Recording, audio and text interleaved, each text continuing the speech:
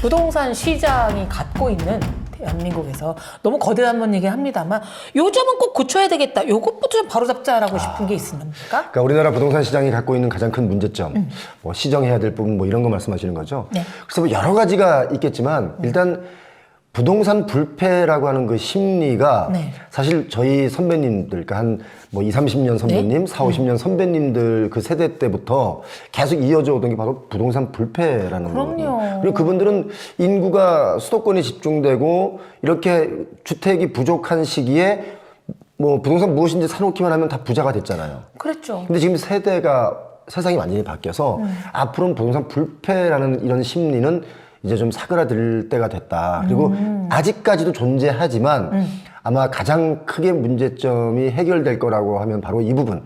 부동산 불패다라고 하는 이 심리. 그런 여러 가지의 상황들, 이런 것들이 아마 많이 바뀔 것이다라고 저는 봅니다. 아, 그러니까 왜 그 표처럼 나왔잖아요. 네.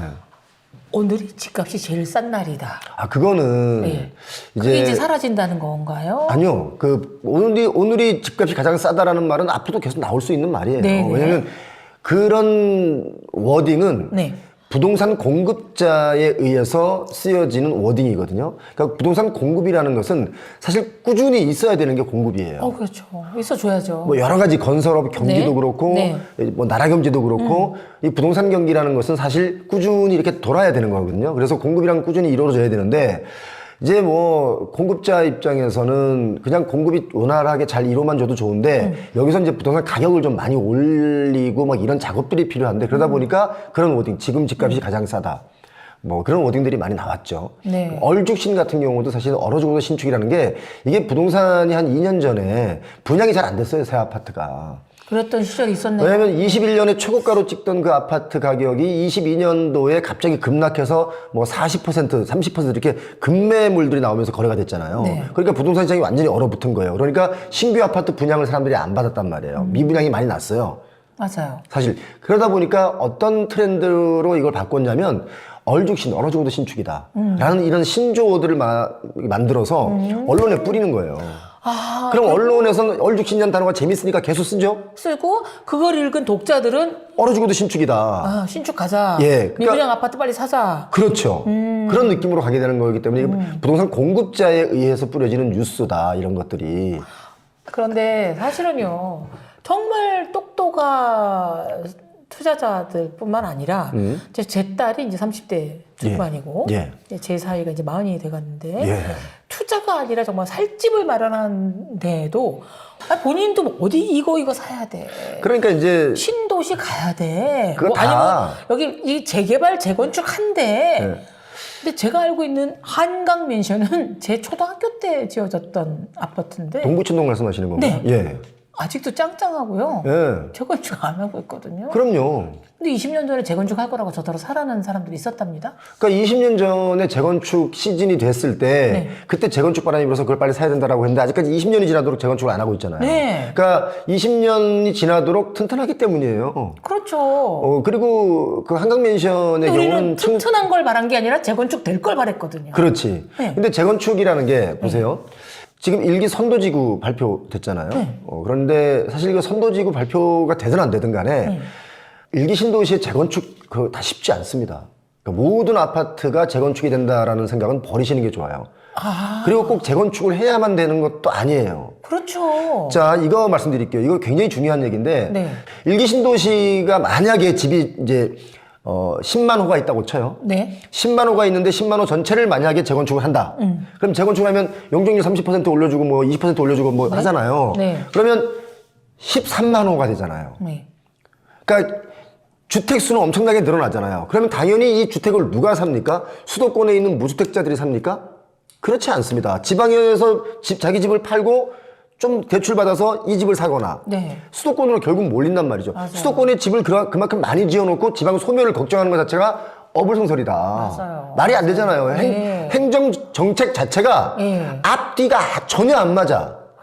그런데 더 중요한 건 얼마 전에 둔촌주공 올림픽파크포리온 지금 이제 입주가 지난주부터 막 시작이 됐잖아요.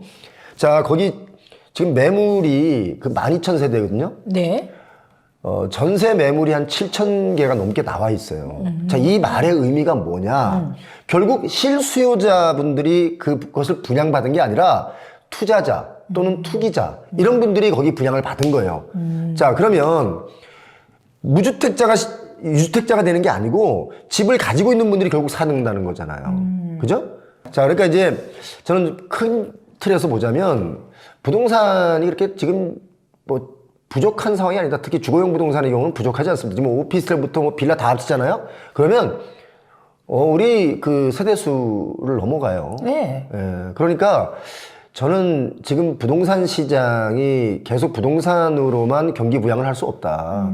그리고 부동산에 빚이 너무 많다. 이게 지금 우리나라의 가장 해결해야 될 부동산 문제라고 저는 봐요. 네. 그래서 여러 가지 변수가 되게 많은데 네. 게다가 이제 부동산 시장에 놀라운 또 존재가 등장하기 시작했습니다. 어떤 존재가? 예전에는 부동산 투자 트렌드 보면 전문가들, 뭐 표영호 대표라든가 또 우리 셀코팁에 참석하신 너무 많은 전문가들이 있었는데 많죠. 이제 드디어 예. 인공지능이 빅데이터. 네, 인간이 아닌 인공지능까지 뭐 투자 트렌드까지 살펴하고 있는 건데요. 예. 인공지능이 예. 부동산 시장에서 얘네들도 조언을 해주더군요. 그러니까 이제 빅데이터를 활용하고 또 인공지능이라는 것들을 이제 활용해서 부동산 네. 시장의 어떤 데이터를 좀 찾는 분들이 많이 네, 있죠. 네. 근데 뭐 챗GPT 같은 경우도 사실은 질문을 할 때 단편적인 질문을 하면 챗GPT도 내놓는 답이 단편적이에요. 맞아요. 그래서 챗GPT한테 제대로 된 질문을 하고 답을 얻고 싶으면 질문 자체가 A4 용지 12포인트 글자로 한 3장 정도는 질문을 해야 돼요. 네. 그러니까 이 빅데이터를 무조건 빅데이터로만 이렇게 물어보고 뭐 답을 얻는 게 아니라 이걸 리딩할 줄 알아야 된다. 어쨌든 지금 21세기에 인공지능 AI가 어쨌든 지금 빠질 수가 없는 존재이기 때문에 셀코TV에서 AI에게 질문을 한번 해봤어요. 그래요? 네. 부동산 인기 유튜버인 유표영호 대표에게 물어보면 좋은 질문들을 좀 뽑아봐 달라. 챗GPT한테 표용한테 물어보게 질문 좀 뽑아달라. 네. 표영호 대표한테는 어떤 질문한 게 좋을까요? 한번 첫 번째 질문이 뭐냐면 네. 부동산 투자에 있어서 가장 중요한 3가지는 무엇인가요? 얘가 궁금해하네요. 부동산 투자에 있어서 제일 중요한 거 3가지. 예. 야, 이것도 좀 광범위한 질문인데. 얘가 그렇게 부동산이라는 디테일하진 않아요? 그 네. 부동산이라는 그 종목군에 정말 다양한 부동산이라는 게 있잖아요. 네. 뭐 땅도 있고 도로도 있고 아파트도 있고 오피스텔도 있고 공장도 있고 뭐 지산업센터도 있고 뭐 상가도 있고 많지 않습니까? 네. 그래서 그냥 통칭 다 이걸 부동산이라고 이제 딱 하면 정말 중요한 건 3가지. 내가 투자를 한다라고 사람들이 생각을 하잖아요. 네. 그 투자가 과연 미래의 논점으로 볼 때 성장성이 있는가, 가치가 있는가를 따져보는 게 첫 번째예요. 미래 가치? 네. 두 번째는 그 가치가 있다고 느낄 때 내가 여기다 투자를 해서 그 시간과 그 수익의 비례를 한번 따져볼 수 있는 그 수익성. 그러니까 내가 과연 어느 정도 투자하면 맞는지 그걸 따져보는 일. 맞아요. 무리하게 영혼을 끌어들 그건 아닌 거죠. 아닌 거죠. 그거는 네. 결코 네. 좋은 투자가 될 수 없고. 가치? 네. 그다음에 세 번째가 과연 내가 살려고 하는 이 부동산이 많은 사람들이 이걸 선호할 수 있는가. 또 지금은 선호하지 않지만 행여라도 시대가 좀 바뀌어서 이것을 선호하는 시대가 올까. 이런 것들을 따지면 환금성을 좀 따져봐야 돼요. 내가 XT를 하려면 누군가가 이걸 빨리 사줘야 저는 XT 할 거네요. 주식시장이 이렇게 매일매일 잘 돌아가는 이유는 뭐냐면 내놓으면 바로 팔리기 때문이에요. 맞아요. 그리고 안 팔리면 좀 밑에 가격에 떨어뜨리면 또 금방 팔리잖아요. 근데 부동산은 사실 저에게 지금 그 뭐 땅을 팔아달라, 뭐 건물을 팔아달라, 뭐 이런 분들이 해외에 계신 분들이 많이 있어요. 그분들이 해외 이민을 갈 때 우리나라의 부동산을 가지고 그대로 놓고 본인들이 이민 갔는데 이제 세월이 지나서 네. 이걸 팔고 싶은 거예요. 네. 근데 땅 같은 경우는 안 팔려요. 지금 뭐 여러분 잘 아시다시피 시골의 땅이나 지방의 땅들은 그 보통 감정평가 가격보다도 훨씬 아래 그 거래가 돼요. 그러니까 우리가 보통 그 뭐 공시지가라는 게 있잖아요. 네. 실거래가가 있고 네. 보통 공시지가가 10,000원인데 실거래가는 10만 원일 수도 있고. 네네. 그런데 옛날에는 10만 원을 갖다 11만 원, 10만 원, 13만 원, 15만 원씩 주고 막 웃돈을 주고 샀단 말이야. 네. 그런데 지금 지방의 인구도 줄어들고 또 그런 것을 선호하지 않는 분들이 너무 많이 늘어나면서 공시지가보다도 반값인 경우도 있는 거예요. 그러니까 의미가 없어졌어요 이제. 그러니까 이런 거, 뭐 이런 분들이 꽤 많이 있거든요. 그러니까 부동산 투자를 할 때는 항상 황금성. 땅을 샀는데 안 팔리면 그건 뭐. 첫 번째 질문만으로도 갑자기 신뢰도가 확 제가 올라가기 시작했습니다. 두 번째 질문을 이제 해볼게요. 최근에 공실 문제가 심각한 상가나 건물이 많은데요. 이게 해결이 가능할까요? 불가능합니다. 단언컨대. 특히 상가 공실 문제는 뭐 잘 아시겠지만 강남대로, 서울 강남의 강남대로, 그러니까 신사역부터 강남역 지나서 양재역까지 요 강남대로에 상가 공실률이 엄청나게 많습니다. 자, 여기가 가장 핫한 거리거든요. 골든벨트였잖아요. 골든벨트. 그 다음에 저쪽 삼성동 벨트. 언주로 있잖아요. 언주로 이쪽에 가보시기 바랍니다. 언주로를 가면 건물들 1층이 거의 다 비어 있어요. 1층 상가잖아요. 근데 그 1층 상가가 임대. 커피숍, 임대, 편의점, 임대. 뭐 이런 식이잖아요. 근데 거기 1층을 분양할 때 최고가로 분양했단 말이에요. 텅 비어 있는 이 상가 아무것도 없는 이 그냥 콘크리트 바닥을 가장 비싼 가격, 평당 뭐 3억, 4억에 분양했으니까 10평만 해도 40억이에요. 근데 거기에 공실이면 그걸 분양받은 사람 입장에서는 분양받을 때, 특히 상가 분양받을 때 거의 80% 대출받거든요. 그리고 이분들이 보통 구분 상가를 분양받을 때 내가 이 상가를 가지고 끝까지 뭐 세를 받아서 살 거야라고 하는 분들 많지가 않습니다. 거의 등기 치기 전에 누군가에게 이거를 피얹어서 팔려고 분양받으신 분들이 많아요. 강남도 많아요. 그런 분들이. 근데 지금 그런 데가 다 공실이라는 거. 그래서 강남도 공실인데 다른 곳은 어떠냐? 이렇게 물어보는 분들 있잖아요. 지방의 경우나 수도권의 경우나 뭐 서울이나 어디나 마찬가지인데요. 사람들이 몰리는 그 길목이라는 게 있어요. 그 지역별로 다 달라요. 그런 데는 상가를 분양받아도 돼요. 그런데 그렇지 않고 통칭 그냥 뭐 수도권의 좋은 자리야, 뭐 서울의 좋은 자리야. 이건 좋은 자리가 아닐 수 있다는 거예요. 그래서 이런 것들은 정말 조심해야 된다. 또 아파트 경매도 지금 많이 늘어나고 있지 않습니까? 아파트 경매가 늘어나는 이유가 뭘 것 같아요? 무리한 대출이잖아요. 맞아요. 돈을 빌렸는데 그걸 원리금을 못 갚으니까 은행에서 그걸 바로 회수하는 거 아닙니까? 그러니까 아파트 경매는 가만히 있는데 심심해서 얘가 나오는 게 아니에요. 우리 집 경매로 좀 내놓을래 이렇게 나오는 게 아니잖아요. 이걸 은행에서 뺏어가는 거예요. 돈 빌려준 주체가 내 돈을 회수하기 위해서 뺏어가는 거죠. 그래서 대한민국의 아파트 가격이 만약에 전체적으로 진짜 30%가 뚝 떨어졌다. 그러면 은행에서 걷어갈 아파트들이 엄청나게 많을 겁니다. 왜냐하면 담보 가치가 하락했기 때문에 담보 가치를 바로 뺏어서 얼른 현금화해야 되거든요. 은행 입장에서는. 뭐 그런 거. 아니 근데 저만 해도 이제 노후 걱정을 하다 보면 고정 수입이 없잖아요. 다들 그것 때문에. 그래서 전부 다 주변에서 제 딸을 비롯해서 집을 좀 줄여가시고 여윳돈이라기보다 남은 돈으로 뭐 상가를 할지 따박따박 월세 나오고 그다음에 혹은 왜 다가구 주택이 있습니다. 이게 왜 다닥다닥다닥 거기 이제 한 칸 들어가셔도 된다 두 부부니까 요런 이제 제안을 했는데 이런 제안들을 사실 많이 받고 이런 고민들을 많이 하시잖아요. 그래서 실수들이 많은데 사실 건물을 내가 못 가지니까 상가라도 가져서 여기서 월세가 나왔으면 좋겠다라는 분들이 정말 많죠. 내 노후는 내가 노동을 하지 않고 내가 가진 돈이 얘가 노동을 해서 돈을 벌어오면 나는 그 돈 갖고 좀 소소하게 쓰면서 노후를 보낼 수 있겠구나 생각했는데 얼마 전에 제가 아는 그 SK그룹의 임원이 퇴직을 하고 이제 나왔는데 고민이 되더래요. 본인이 나는 앞으로 어떻게 살아야 되나 고민돼서 상가 분양을 신사동에 받았어요. 강남구 신사동. 대로변에. 자리가 좋아. 제가 딱 봤는데 자리가 좋아. 근데 제가 그랬어요. 남들이 볼 때 이 자리가 다 좋다고 얘기할 거다. 하지만 내가 볼 때 이 자리 좋지 않다. 여기는 흐르는 물이기 때문에 절대 여기 고이지 않는다. 거기 실제로 제가 보이죠. 수두룩하게 많은 시간을 거기서 보내봤기 때문에 여기가 흐르는 물인지 모여서 사람들이 노는 물인지가 보여요. 맞아요. 지나가 보면 좀 알아요. 닷새만 지나다녀도. 그렇죠. 근데 거기 상가를 지금 분양받았는데 준공된 지 지금 1년 반이 지났는데 아직까지도 공실이거든요.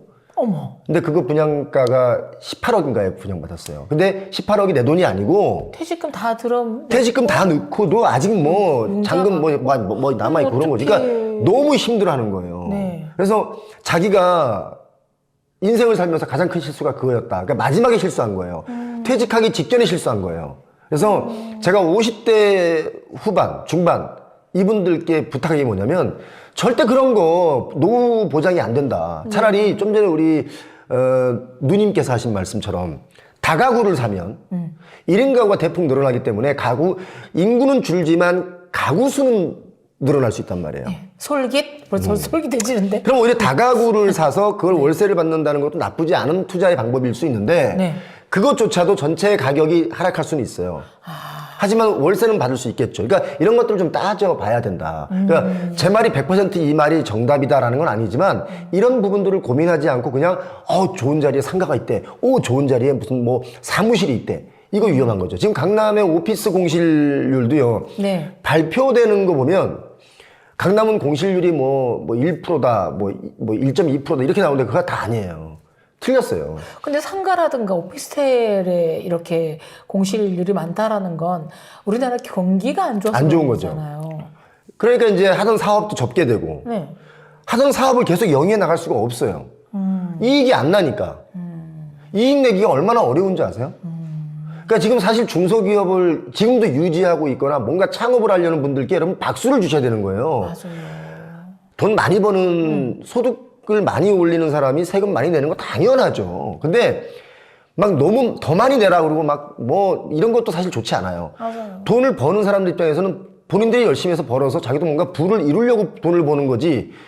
난 일부러 난 세금 많이 내려고 돈을 벌어 하는 사람 많지 않지 않습니까? 그렇죠. 그러니까 이 사람들도 살고 뭐 중산층도 살고 서민층도 살려면 뭐든지 이게 다 적절하게 배분이 돼야 된다. 그래서 서민층이 소득이 좀 작으면 세금도 조금 내잖아요. 그건 소득이 적으니까 그 정도를 또 고소득층에서는 그 정도 양보를 해줘야 되는 거고 또 고소득층도 세금을 적절하게 많이 내고 있는데 더 많이 내라고 뭐 쟤는 특별히 무슨 이상한 짓에서 돈을 벌었을 거야 라고 이상한 시선으로 보고 이것도 사실 좋은 시선은 그렇죠. 아니다.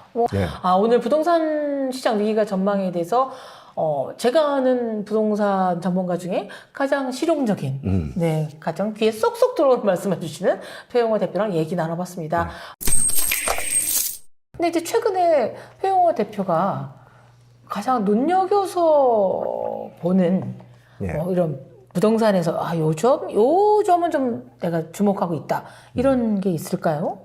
저는 부동산은 앞으로도 어느 기간 동안은 부동산으로 부를 이룰 수 있다고 저는 봐요. 네. 그러나 지난 시간에 말씀드린 것처럼 부동산 불패 때처럼 아무 부동산이나 가지고 무조건 부를 이룰 수는 없다. 잘못 사면 오히려 자산이 다 날아가고 없을 수도 있고 네. 잘 사면 자산도 지키고 자산 상승도 느낄 수 있는 그런 시장이 왔다 지금. 네. 그래서 저는 전반적인 걸 다 봅니다. 뭐 경매 시장도 보고요. 또 땅도 보고요. 그다음에 건물도 좀 보고 있어요. 제가 살려고 보는 게 아니라 정말 제가 생각하고 공부했던 이 부동산 시장이 맞는 건지를 테스트하기 위해서 건물을 다 지역별로 해서 다 보고 있어요. 왜 보냐면 21년도에 건물 조그만 빌딩 건물주 간물주다 그래가지고 네. 뭐 조물주 위에 간물주 건물주다 그랬는데 그만큼 이게 가격이 급등했거든요. 네. 그런데 그때 보통 80%에서 90% 대출을 받아서 그 건물들을 샀어요. 근데 지금 그분들이 이 건물을 내놓고 있는데 네. 자기네가 샀을 때 이자와 또 한 2, 3년 지났으니까 거기에 또 물가 상승분까지 더해가지고 이 건물을 내놔요. 그런데 건물에 가보면 이게 공실이에요. 뭐예요? 그럼 안 팔죠. 안 가치가 팔리죠. 없다는 거죠. 네. 그리고 또 예전에 지어진 건물들은요. 이거 여러분 이거 잘 알아두셔야 돼요. 노후가 되면 노후가 되면 리모델링을 하면 되는데 리모델링으로 답이 안 나오는 게 있어요. 건축 면적. 자, 주차장 같은 게 압구정동 가보시면 알잖아요. 네. 주차장이 옛날 주차장이잖아요. 지상 주차장 차가 안 들어가. 요즘 차가 커졌잖아요. 커졌죠. 안 들어가. 네. 그럼 이 건물은 공실일 가능성이 크다. 맞아요. 그럼 멸실하고 다시 지어야 되거든요. 그럼 건축비 들어가고 다 들어가잖아요. 이런 거까지 다 고민해야 된다. 맞아요. 그래서 저는 지금 부동산 전체를 볼 때 이런 변화에 대한 것들을 보면서 이 부동산을 보는 거예요. 그래요. 성실하고 꼼꼼한 것이 부동산 시장 전문가한테 굉장히 통용이 될 것 같은데 네. 그래도 요거 진짜 많이 중복되는 질문이 있을까요? 여기 저 셀코 TV에 예. 모 작가분이 있어요.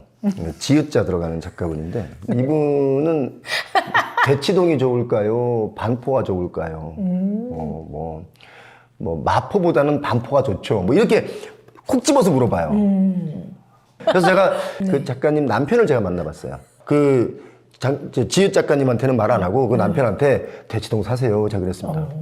단 오래 사지 말고 25년도를 좀 지켜보면서 아마 급매물이 나올 거다. 그렇지. 급매물이 나오면 그때 급매물을 잘 잡도록 해라. 이렇게 알려줬죠. 네. 급매물을 잡는 방법 제가 알려드릴까요? 네. 급매물을 보통 우리가 신문에 난 거나 보는 거지 네. 급매물이 나하고는 관계없는 매물이라고 느끼잖아요. 네. 그 왜 그러냐면 계속 앉아있기 때문에 앉아만 있어서 그래요. 그 내가 원하는 지역 인근에 가면 네. 그 부동산 그 주인 사장님들 중에 옥탑방 사장님들? 예, 정말 좋으신 분들이 있어요. 어디 가면. 네. 그럼 이분이 좋은 분인가 안 좋은 분인가 이렇게 대화를 해보면 알잖아요. 네. 그럼 그분이 좋다라고 생각이 들면 그 부동산에 한 2주에 한 번씩 이렇게 뭐 음료수 조금 사서 찾아가는 거야. 빵이라도 사들고. 잘 지내셨어요? 아유, 지나다 또 들렸어요. 자꾸 이렇게 인사를 하다 보면 금매가 나오면 이거 금매가 나오는데 사실래요? 이렇게 전화가 와요. 맞아요, 맞아요. 제 주변에 금매 산 사람들 제가 이 방법 알려줘가지고 다 그렇게 샀어요. 맞아요. 공과 정성을 들여야 돼요. 그럼요. 그냥 가만히 있는데 내 친구는 금매 샀던데 배 아파 죽겠어. 이러면 안 되는 거예요. 맞아요. 그만큼 노력을 했기 때문에. 예. 어떤 분은 11월을 주목하라고 그때 그랬어요. 올해 11월? 아니, 해마다. 해마다 11월. 노인들이 가장 많이 돌아가시는 자리래요. 환절기 때. 환절기 때. 참 여러 가지 근데 이 방법들. 방금 표 대표님이 알려주신 거는 정말 공통되는 게 제 주변에서 부동산으로 좀 뭔가 투자를 해서 돈 버신 분들은 바지런한 분들이었어요. 다. 하다못해 YG의 양현석 대표도 오우, 그 동네를 그 뭐 양현석 맨날 대표 앉아서. 얘기는 제가 수도 없이 들었어요. 예, 왜냐면 몰랐었어요. 이 홍대 쪽, 네. 이쪽에 있는 부동산 사장님들이 네. 양현석 얘기하는 거예요. 저한테. 양현석 그분이 엄청나게 이런 말씀 드리면 죄송하지만 빨빨거리고 보러 다녀요. 본인이 입으로 그랬어요. 그래요? 네, 본인이 빨빨 거리고 다녔다 그랬어요. 그리고 네. 그 지역에 가서 부동산 사장님들한테 물어보면 아유, 우리 좀 전에 양현석 대표 왔다 갔잖아요. 아우, 맨날 와. 뭐 이렇게 말해. 근데 그러면서 은근히 뭐가 좋은 물건이 나오면 양현석한테 얘기해야지 라는 준비되어 있는 것 같아, 느낌에. 맞아. 그러니까 양현석 대표도 그냥 양현석 대표가 된 게 아니잖아요. 네. 그만큼 열심히 뛰어다닌 거고 또 이런 분들이 있더라고요. 표영호 TV에 저는 정말 그 생각을 하는 분들 천재라고 생각해요. 네. 표영호 TV에 표영호가 어디 임장 가거나 이제 평소에 멘트로 어디 아파트 가격이 많이 하락했습니다. 뭐 앞으로는 좀 더 하락할 수 있습니다. 이런 멘트를 하면 두 가지 부류예요. 왜 자꾸 떨어진다고만 얘기하냐라고 이렇게 댓글 다시는 분들이 있고 네. 어떤 분들은 표현과 저렇게 얘기하면 저기 값이 많이 떨어지고 금매가 나올 가능성이 높으니까 저기 가서 사야 되겠다. 이런 분들이 사신 분들 많아요. 진짜 저 의외로 놀랐어요. 그러니까 말씀 한마디 한마디가 엄청난 책임감을 동반하는 거예요. 그렇죠. 조심해야 되겠죠, 오히려. 근데 부동산도 패션만큼 트렌드에 민감한데 네. 얼마 전까지만 해도 이제 영끌이었어요. 특히 지난 정부 때 부동산 올라간다, 영끌 한번 해라. 뭐 혹은 그 담당 장관이 아유 부동산이 뭐 집이 뭐 빵 공장 같아 우리도 찍어내죠. 이런 명언들을 많이 내셨는데 요즘은 부동산 관련 글 중에 가장 많이 인용되는 게 가성비더라고요. 가성비. 예. 옛날에는 뭐 옷이나 뭐 가전제품에 왔던 가성비를 이제 아파트도 가성비 아파트로 하는데요. 가성비 아파트가 그 함축하는 그런 의미가 어떤 게 있어요? 사실 예. 가성비라는 단어가 나왔다는 얘기는 뭐냐면 예. 가격에 비해서 좋다는 뜻이잖아요. 네. 무조건. 네. 그러니까 우리가 사실 뭐 강남의 아파트들 보면 막 정말 천정부지로 가격이 뛰었어요. 네.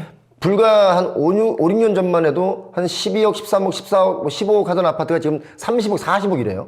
이런 표현 해서 정말 죄송한데 미쳤나 봐요. 아니, 진짜 미쳤어요.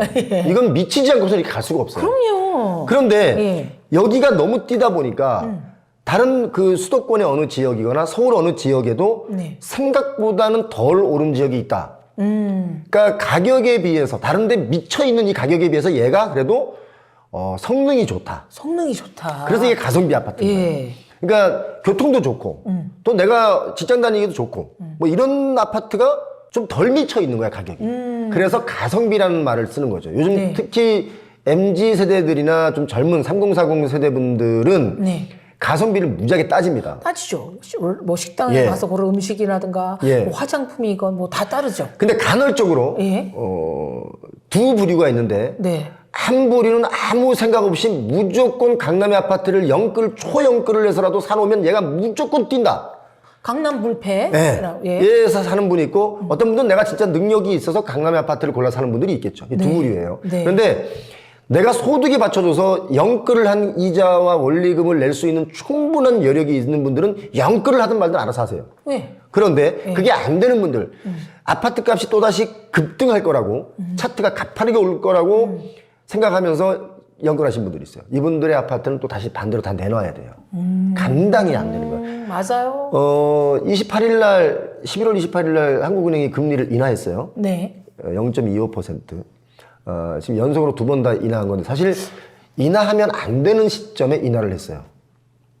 왜 그랬을까요? 지금 내수 경기가 너무 얼어붙으니까 내수를 좀 살려보자라고 내렸는데 지금 뭐가 문제냐? 환율이 급등하면 물가가 또 올라갈 수 있는 거잖아요. 떠오르죠. 또 올리면 내수가 진작이 안 되는 거죠. 아까 저 식당을 갔는데 예. 물가 상승 요인으로 가격 살짝 올렸다고 이렇게 붙여놨더라고요. 그래서 저도 사실 그 생각도 해요. 뭐냐면 보세요. 그 모든 물가가 다 올랐는데 그럼 네. 부동산 아파트 가격이라고 해서 안 올라야 되냐? 이거잖아요. 왜 이게 문제냐면 아파트 가격 당연히 올라야죠. 물가도 오르는데 올라야죠. 그런데 너무 급격하게 올랐는데 그 너무 급격하게 올라 있는 그 양보다 더 많은 대출이 늘어났다. 맞아요.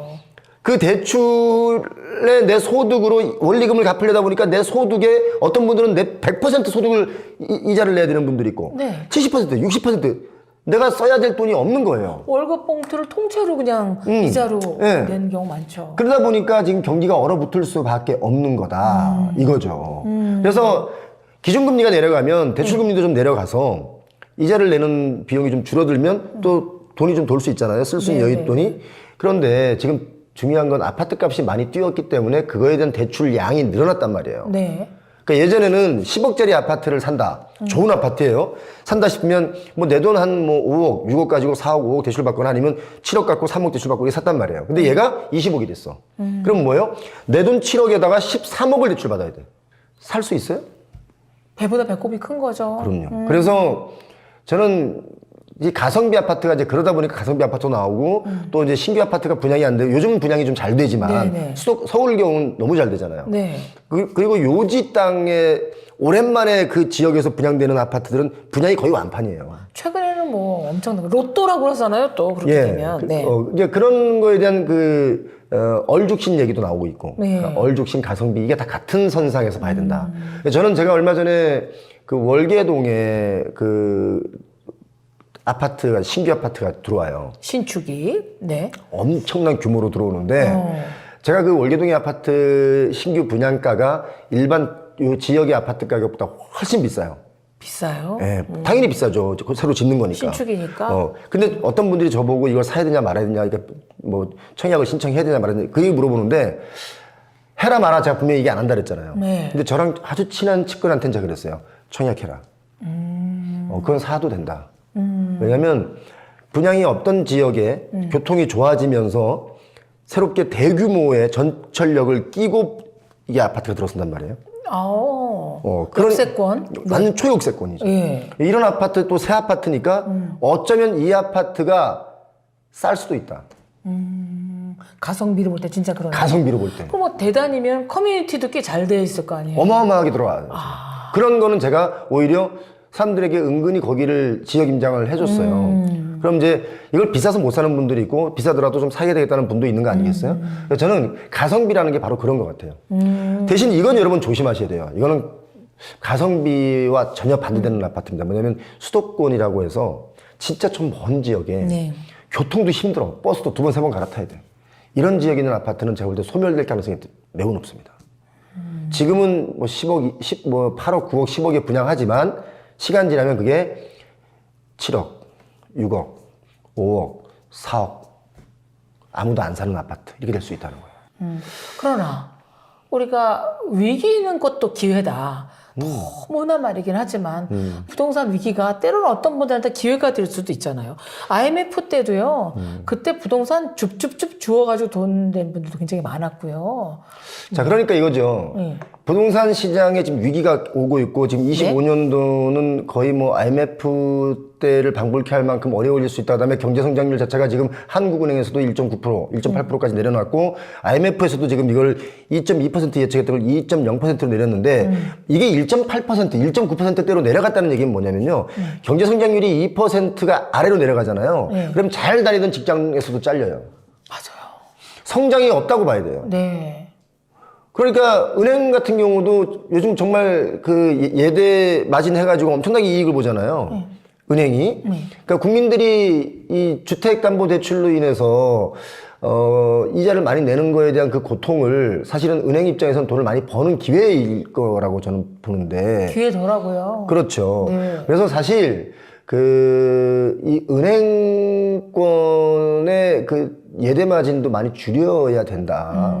근데 중요한 건 1.8% 정도의 성장률이라면 그 은행원들도 곧 구조조정을 한다.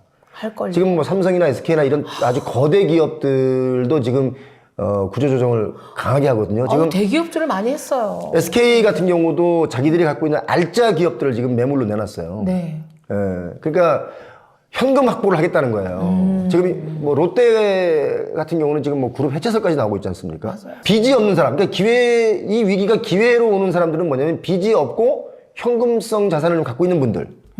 또 영끌을 하지 않은 사람들은 부동산 위기가 오면 그분들에게 기회예요. 근데 그렇지 않고 그냥 이게 뭔지도 모르고 그냥 지나간다. 이건 기회인지 뭔지 위기인지도 모르고 지나가는 거예요.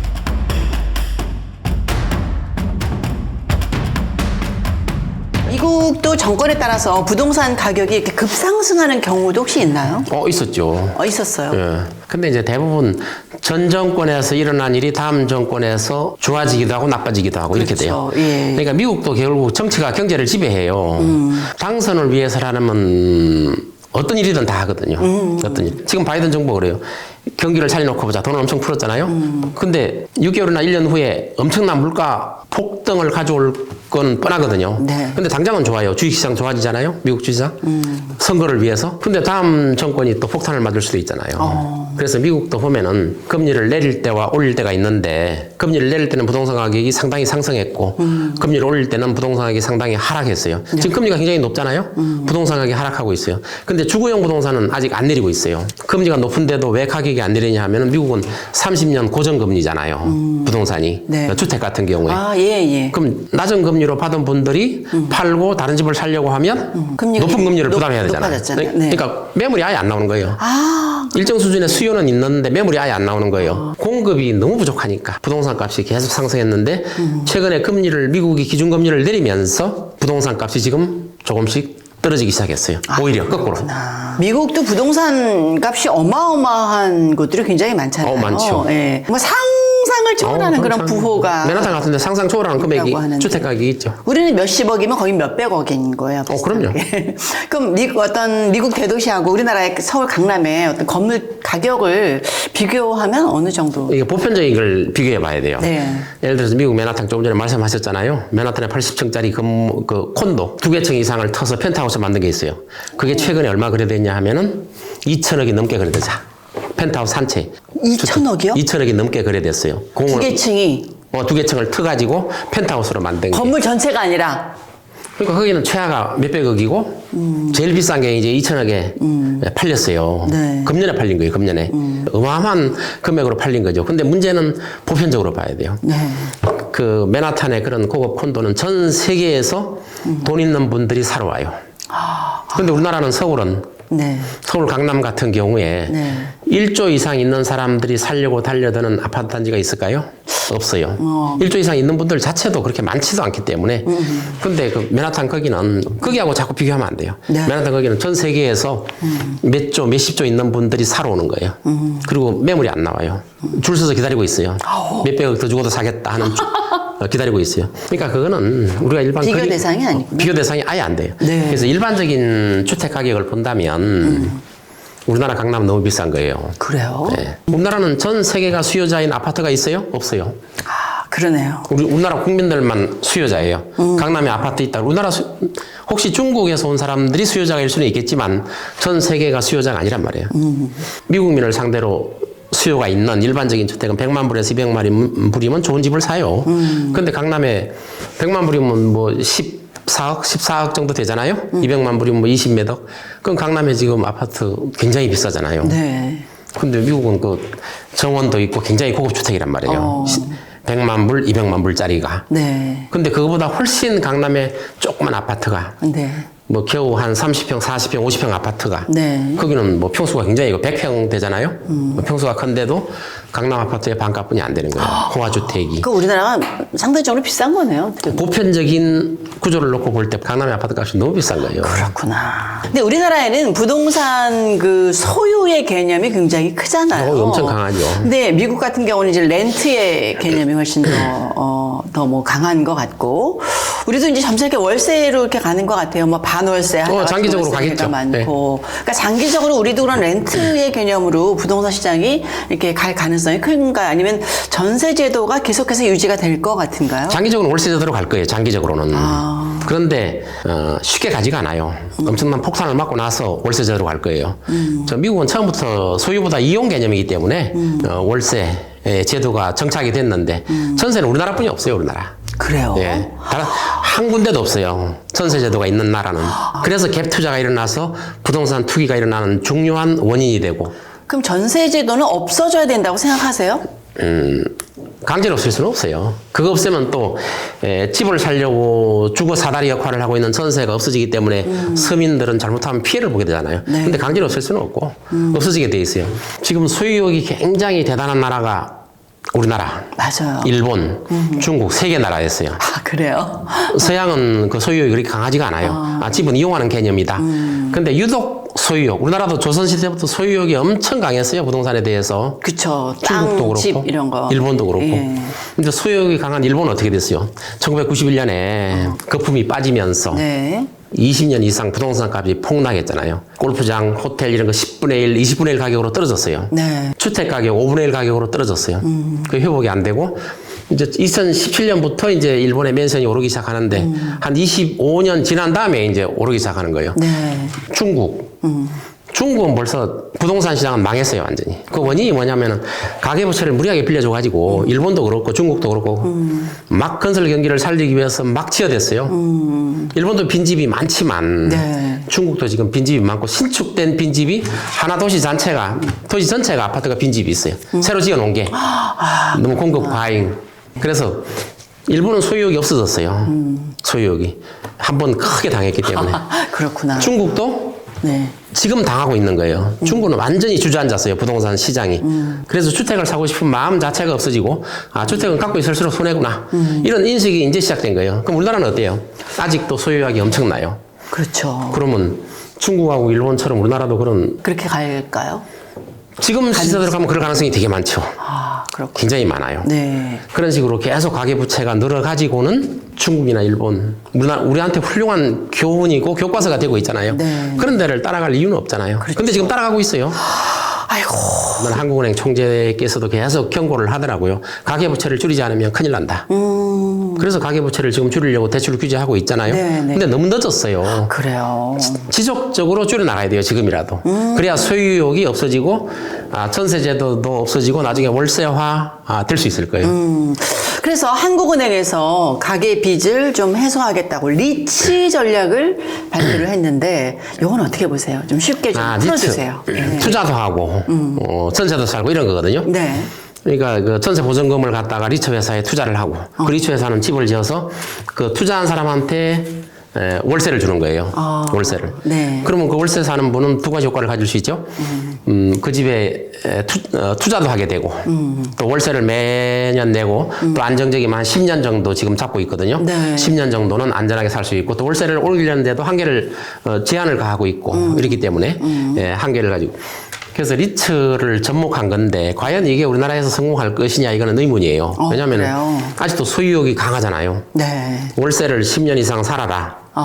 이러면은 나는 소유하고 싶다는 게 항상 사람의 심리에 있잖아요. 불안하다고 생각을 불안하죠. 예. 그래서 이런 것들이 과연 성공할 수 있을 것이냐 하는 거는 입지가 좋은 데 있으면 성공할 수도 있어요. 입지가 좋은데. 네. 입지가 좋은데 그런 월세가 있다면 살만하겠죠. 네. 근데 서울 시내 입지 좋은 데는 이미 다 들어가 있잖아요. 그렇죠. 그래서 이런 리처를 이용하려면 지금 뭐 최근에 그린벨트를 푼다고 발표했잖아요.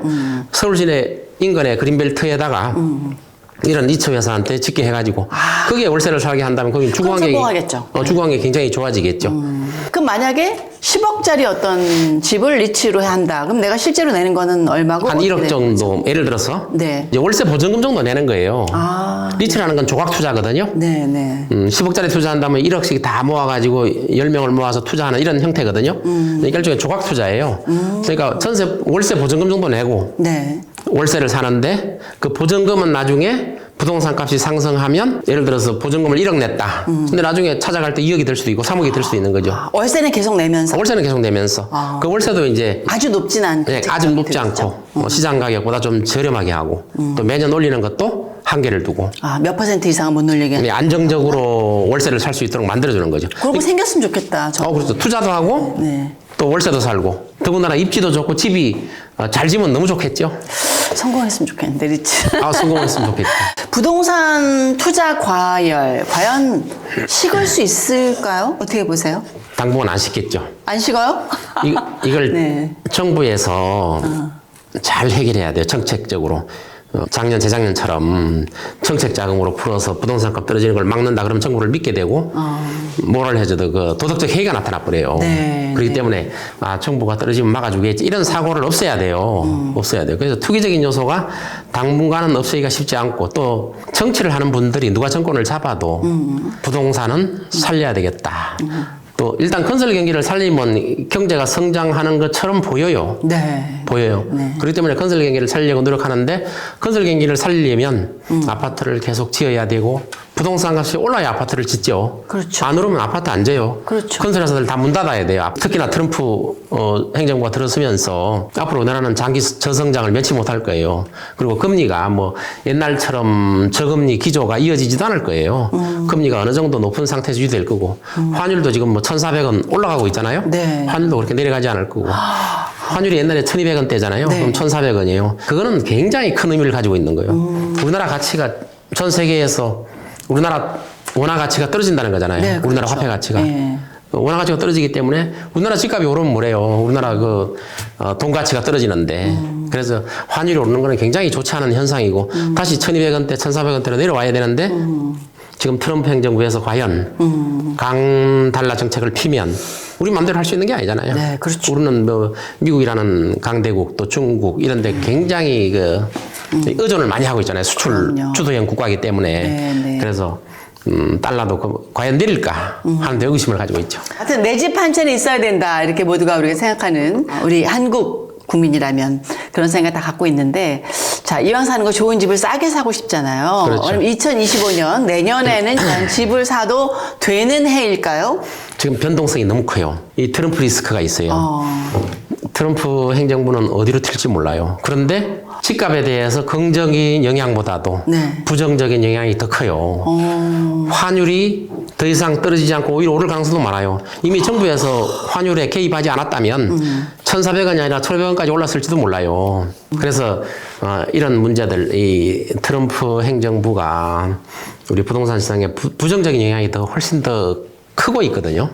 더군다나 IMF 같은 데에서 우리나라의 내년에 경제 성장률을 2.0이라고 그러잖아요. 2.0. 2.0 밑으로 내려오면 경기 침체예요. 네. 그러니까 커트라인이에요. 2.0은. 금년에 우리나라 경제 성장률을 2.5로 봤는데 IMF에서 2.2로 하향 조정했어요. 금년에. 내년은 2.0으로 하향 조정했어요. 그리고 2.0보다 내려갈 가능성이 있다 하는 게 IMF의 경고예요. 이번에. 네, 네. 그러니까 경기 침체 가능성이 있으니까 우리 대한민국 정부는 IMF의 경고예요. 강한 구조 개혁을 해야 된다. 지금 PF 문제에 미적거리지 말고 무너질 건 무너지게 놔두고 강하게 개혁을 해야 된다. 그 다음에 가계부채를 줄이지 않으면 큰 사태가 난다. 이런 경고거든요. 네. 그렇지 않으면 경기 침체가 온다는 경고예요. 근데 경기 침체 아시잖아요. 경기 침체 와버리면 부동산 값이라는 거는 없는 거예요. 경기 침체는 전체가 다 어려워지기 때문에 그거는 뭐 부동산 값이 없어지는 거예요. 트럼프 2.0 시대가 이제 되게 열렸단 말이에요. 네. 근데 미국 대통령 바뀌었는데 우리나라 부동산에는 어떤 영향을 끼칠 것으로 예상하십니까? 굉장히 날카로운 질문이고 네. 아마 너무 우리 궁금해하는 집단이. 듣는 네. 분들이 가장 궁금한데요. 우선 크게 두 가지를 좀 질문을 대한 답을 찾을게요. 네. 이 과거에 트럼프가 네. 그 집권에 있을 때가 2017년에서 2020, 그건 4년이잖아요. 네. 우리는 2017년에서 문재인 정부는 2022년이었어요. 네. 우선 첫 번째는 그때 어땠나 이걸 한번 보는 게 우리 도움이 되겠죠. 그렇죠. 네.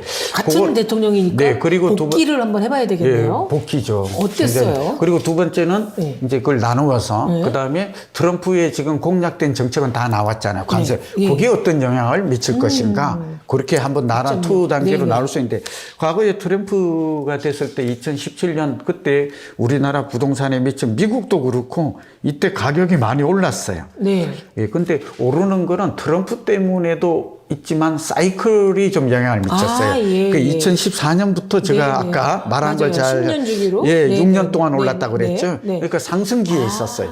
그리고 특히 2019년 말을 주목해야 돼요. 코로나가 왔을 때. 막 이때 급성을 금리가 시작할 내렸어요. 때. 네. 그리고 이때 가파르게 올라요. 맞아요. 지금 아까 우리가 네. 2014년에서 네.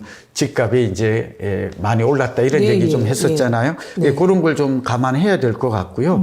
그렇게 본다면 이때 전국적으로는 7.7% 올랐고 네. 이 서울 지역은 14.5. 그러니까 그때도 서울은 2배 정도 올랐어요. 맞아요. 이 말이 중요해요. 아, 이 집값이 오르면 역시 서울이 오늘 이게 좀 느끼셨죠. 집을 가지고 있는 건 서울이 더 집값이 많이 오른다 하는 사실을 그러니까 통계를 지방의 가지고 열채 사느니 강남의 한 채, 뭐 이런 말이 있었죠. 그럼요. 그리고 똘똘한 강남이를 하나. 네. 그렇죠. 근데 서울도 이제 아까 그 계층 구조화라고 맞아요. 그러는데 상위 아까 마용성 말 네, 이좀 삼각성. 가고 있죠. 네. 예, 그래서 그런 걸 같이 염두에 두고 네. 평등하지 않다라는 말씀을 드리고요. 예, 두 번째는 그때 그 미국의 2019년에 금리 인하가 겹치면서 네. 더 금리 인하와 다시 이어지겠지만 집값은 반대로 움직여요. 네. 그래서 이때 금리 인하가 내리면서 19년, 우리도 20년, 2021년 미친, 이렇게 미친 집값, 미친 전세, 이게 공급 부족까지 겹쳐가지고. 맞아요. 그래서 사실 정권이 또 바뀐 거거든요. 근데 미리 말씀드리지만 이런 현상이 지금 또 반복될 여지가 있어요. 지금 또 금리가 지금 우리가 3.25로 내렸잖아요. 네. 미국은 두 차례 비컷 한 번 하고 네, 네, 네. 5.5에서 미국은 네. 지금 두 번 내렸고 우리는 3.25인데 이제 우리 금리 내리겠죠? 근데 3.25대 2%까지 이제 계속 내려야 돼요. 얼마나 내리느냐는 이제 또 트럼프 정책에 다시 이어질게요. 네, 네. 아, 그래서 그때는 그랬다. 예, 지금 더 궁금한 거는 이제 미래잖아요. 그래서 지금은 금리가 이제 두 가지가 있는 게 첫 번째입니다. 부동산에 영향을 미치는 요인은 한 10가지가 돼요. 가장 큰 영향을 주는 거는 역시 시장의 법칙이라고 그래서 수요 공급이에요. 맞아. 그런데 그게 어떻게 되나? 서울만 놓고 보면 수도권하고는 올해 내년 2027년까지 공급 물량이 아파트만 놓고 보면 서울은 한 4만 호 정도가 공급이 돼야 되는데 네. 이게 내년 또 2만, 3만으로 꼭 줄어요. 언제까지 주는? 2027년까지. 2027년을 염두에 두세요. 네. 그러면 서울은 아파트만 놓고 아파트 선호 현상이 강하잖아요. 당연하죠. 2027년까지는 전세값이 내리기 어려워요. 수요 공급이 1차 영향을 주는 거는 전세값이에요. 네. 오늘 이거 굉장히 중요한 거예요. 네. 1차로 전세에 영향을 미치고 네. 전세가 3개월에서 6개월 오르면 그때 매매 가격에 영향을 미쳐요. 그 중간에 월세가 이거 알아두세요. 이 통계적으로 검증이 연구 보고서가 네, 돼. 네, 네. 저는 이것만 연구하니까 네. 다른 건 몰라요. 전세가 다 먼저 올라요. 먼저 선행 올라요. 지표. 그리고 거래량이 30% 증가하나. 두 개가 선행 지표예요. 나머지는 믿지 마세요. 네. 그러면 집값이 오를지 내릴지를 알 수 있느냐고 질문하면 알 수 있다예요. 그다음에 이제 우리 얘기를 다시 하죠. 그래서 수급이 중요하고 네. 두 번째가 중요한 게 우리 얘기예요.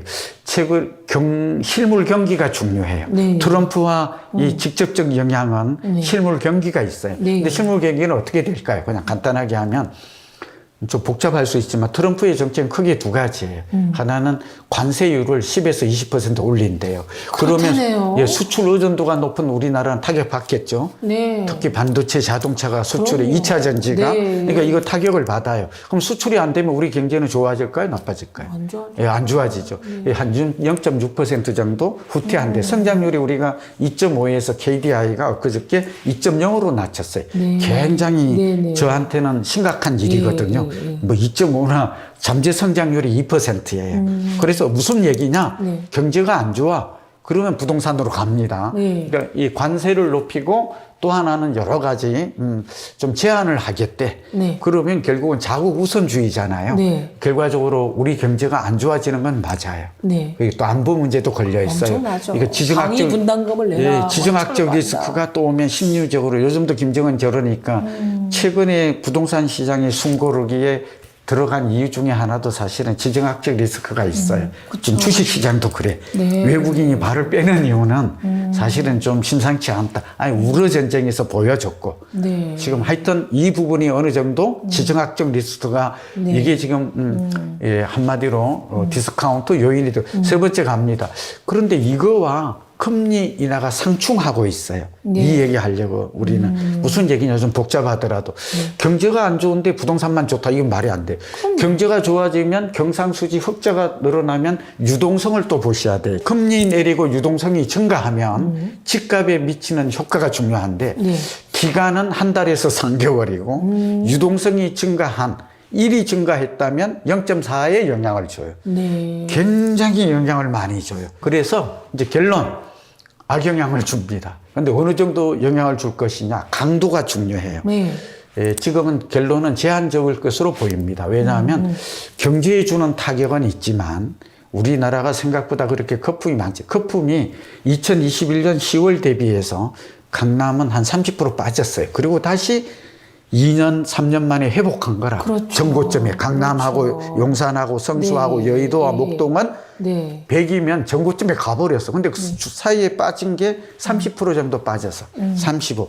거품이 빠지고 충분히 빠지지는 않았지만 네. 이미 갔고 네. 또 우리 경제가 위기만 안 오면 네. 그 영향은 생각보다 그리고 아까 무엇보다도 전세가 오르면 집값은 동조화 같이 갈 움직임이 크다. 그렇지만 선생님, 그냥 일반인들은요, 은행에 대출을 받지 않거나 부모님이 유산 상속을 하지 않는 한 집사할 돈을 할 수 없어서 이 금리에 어마어마하게 예민할 수가 밖에 예민하죠. 없는데 금리 두 가지가 있어요. 하나는 12월부터 금리가 예민하고 대출 한도 두 그 가지. 대출 한도 두 가지인데 디딤돌 대출 한도가 줄어들어서 네. 막판 수요가 몰려갔고요.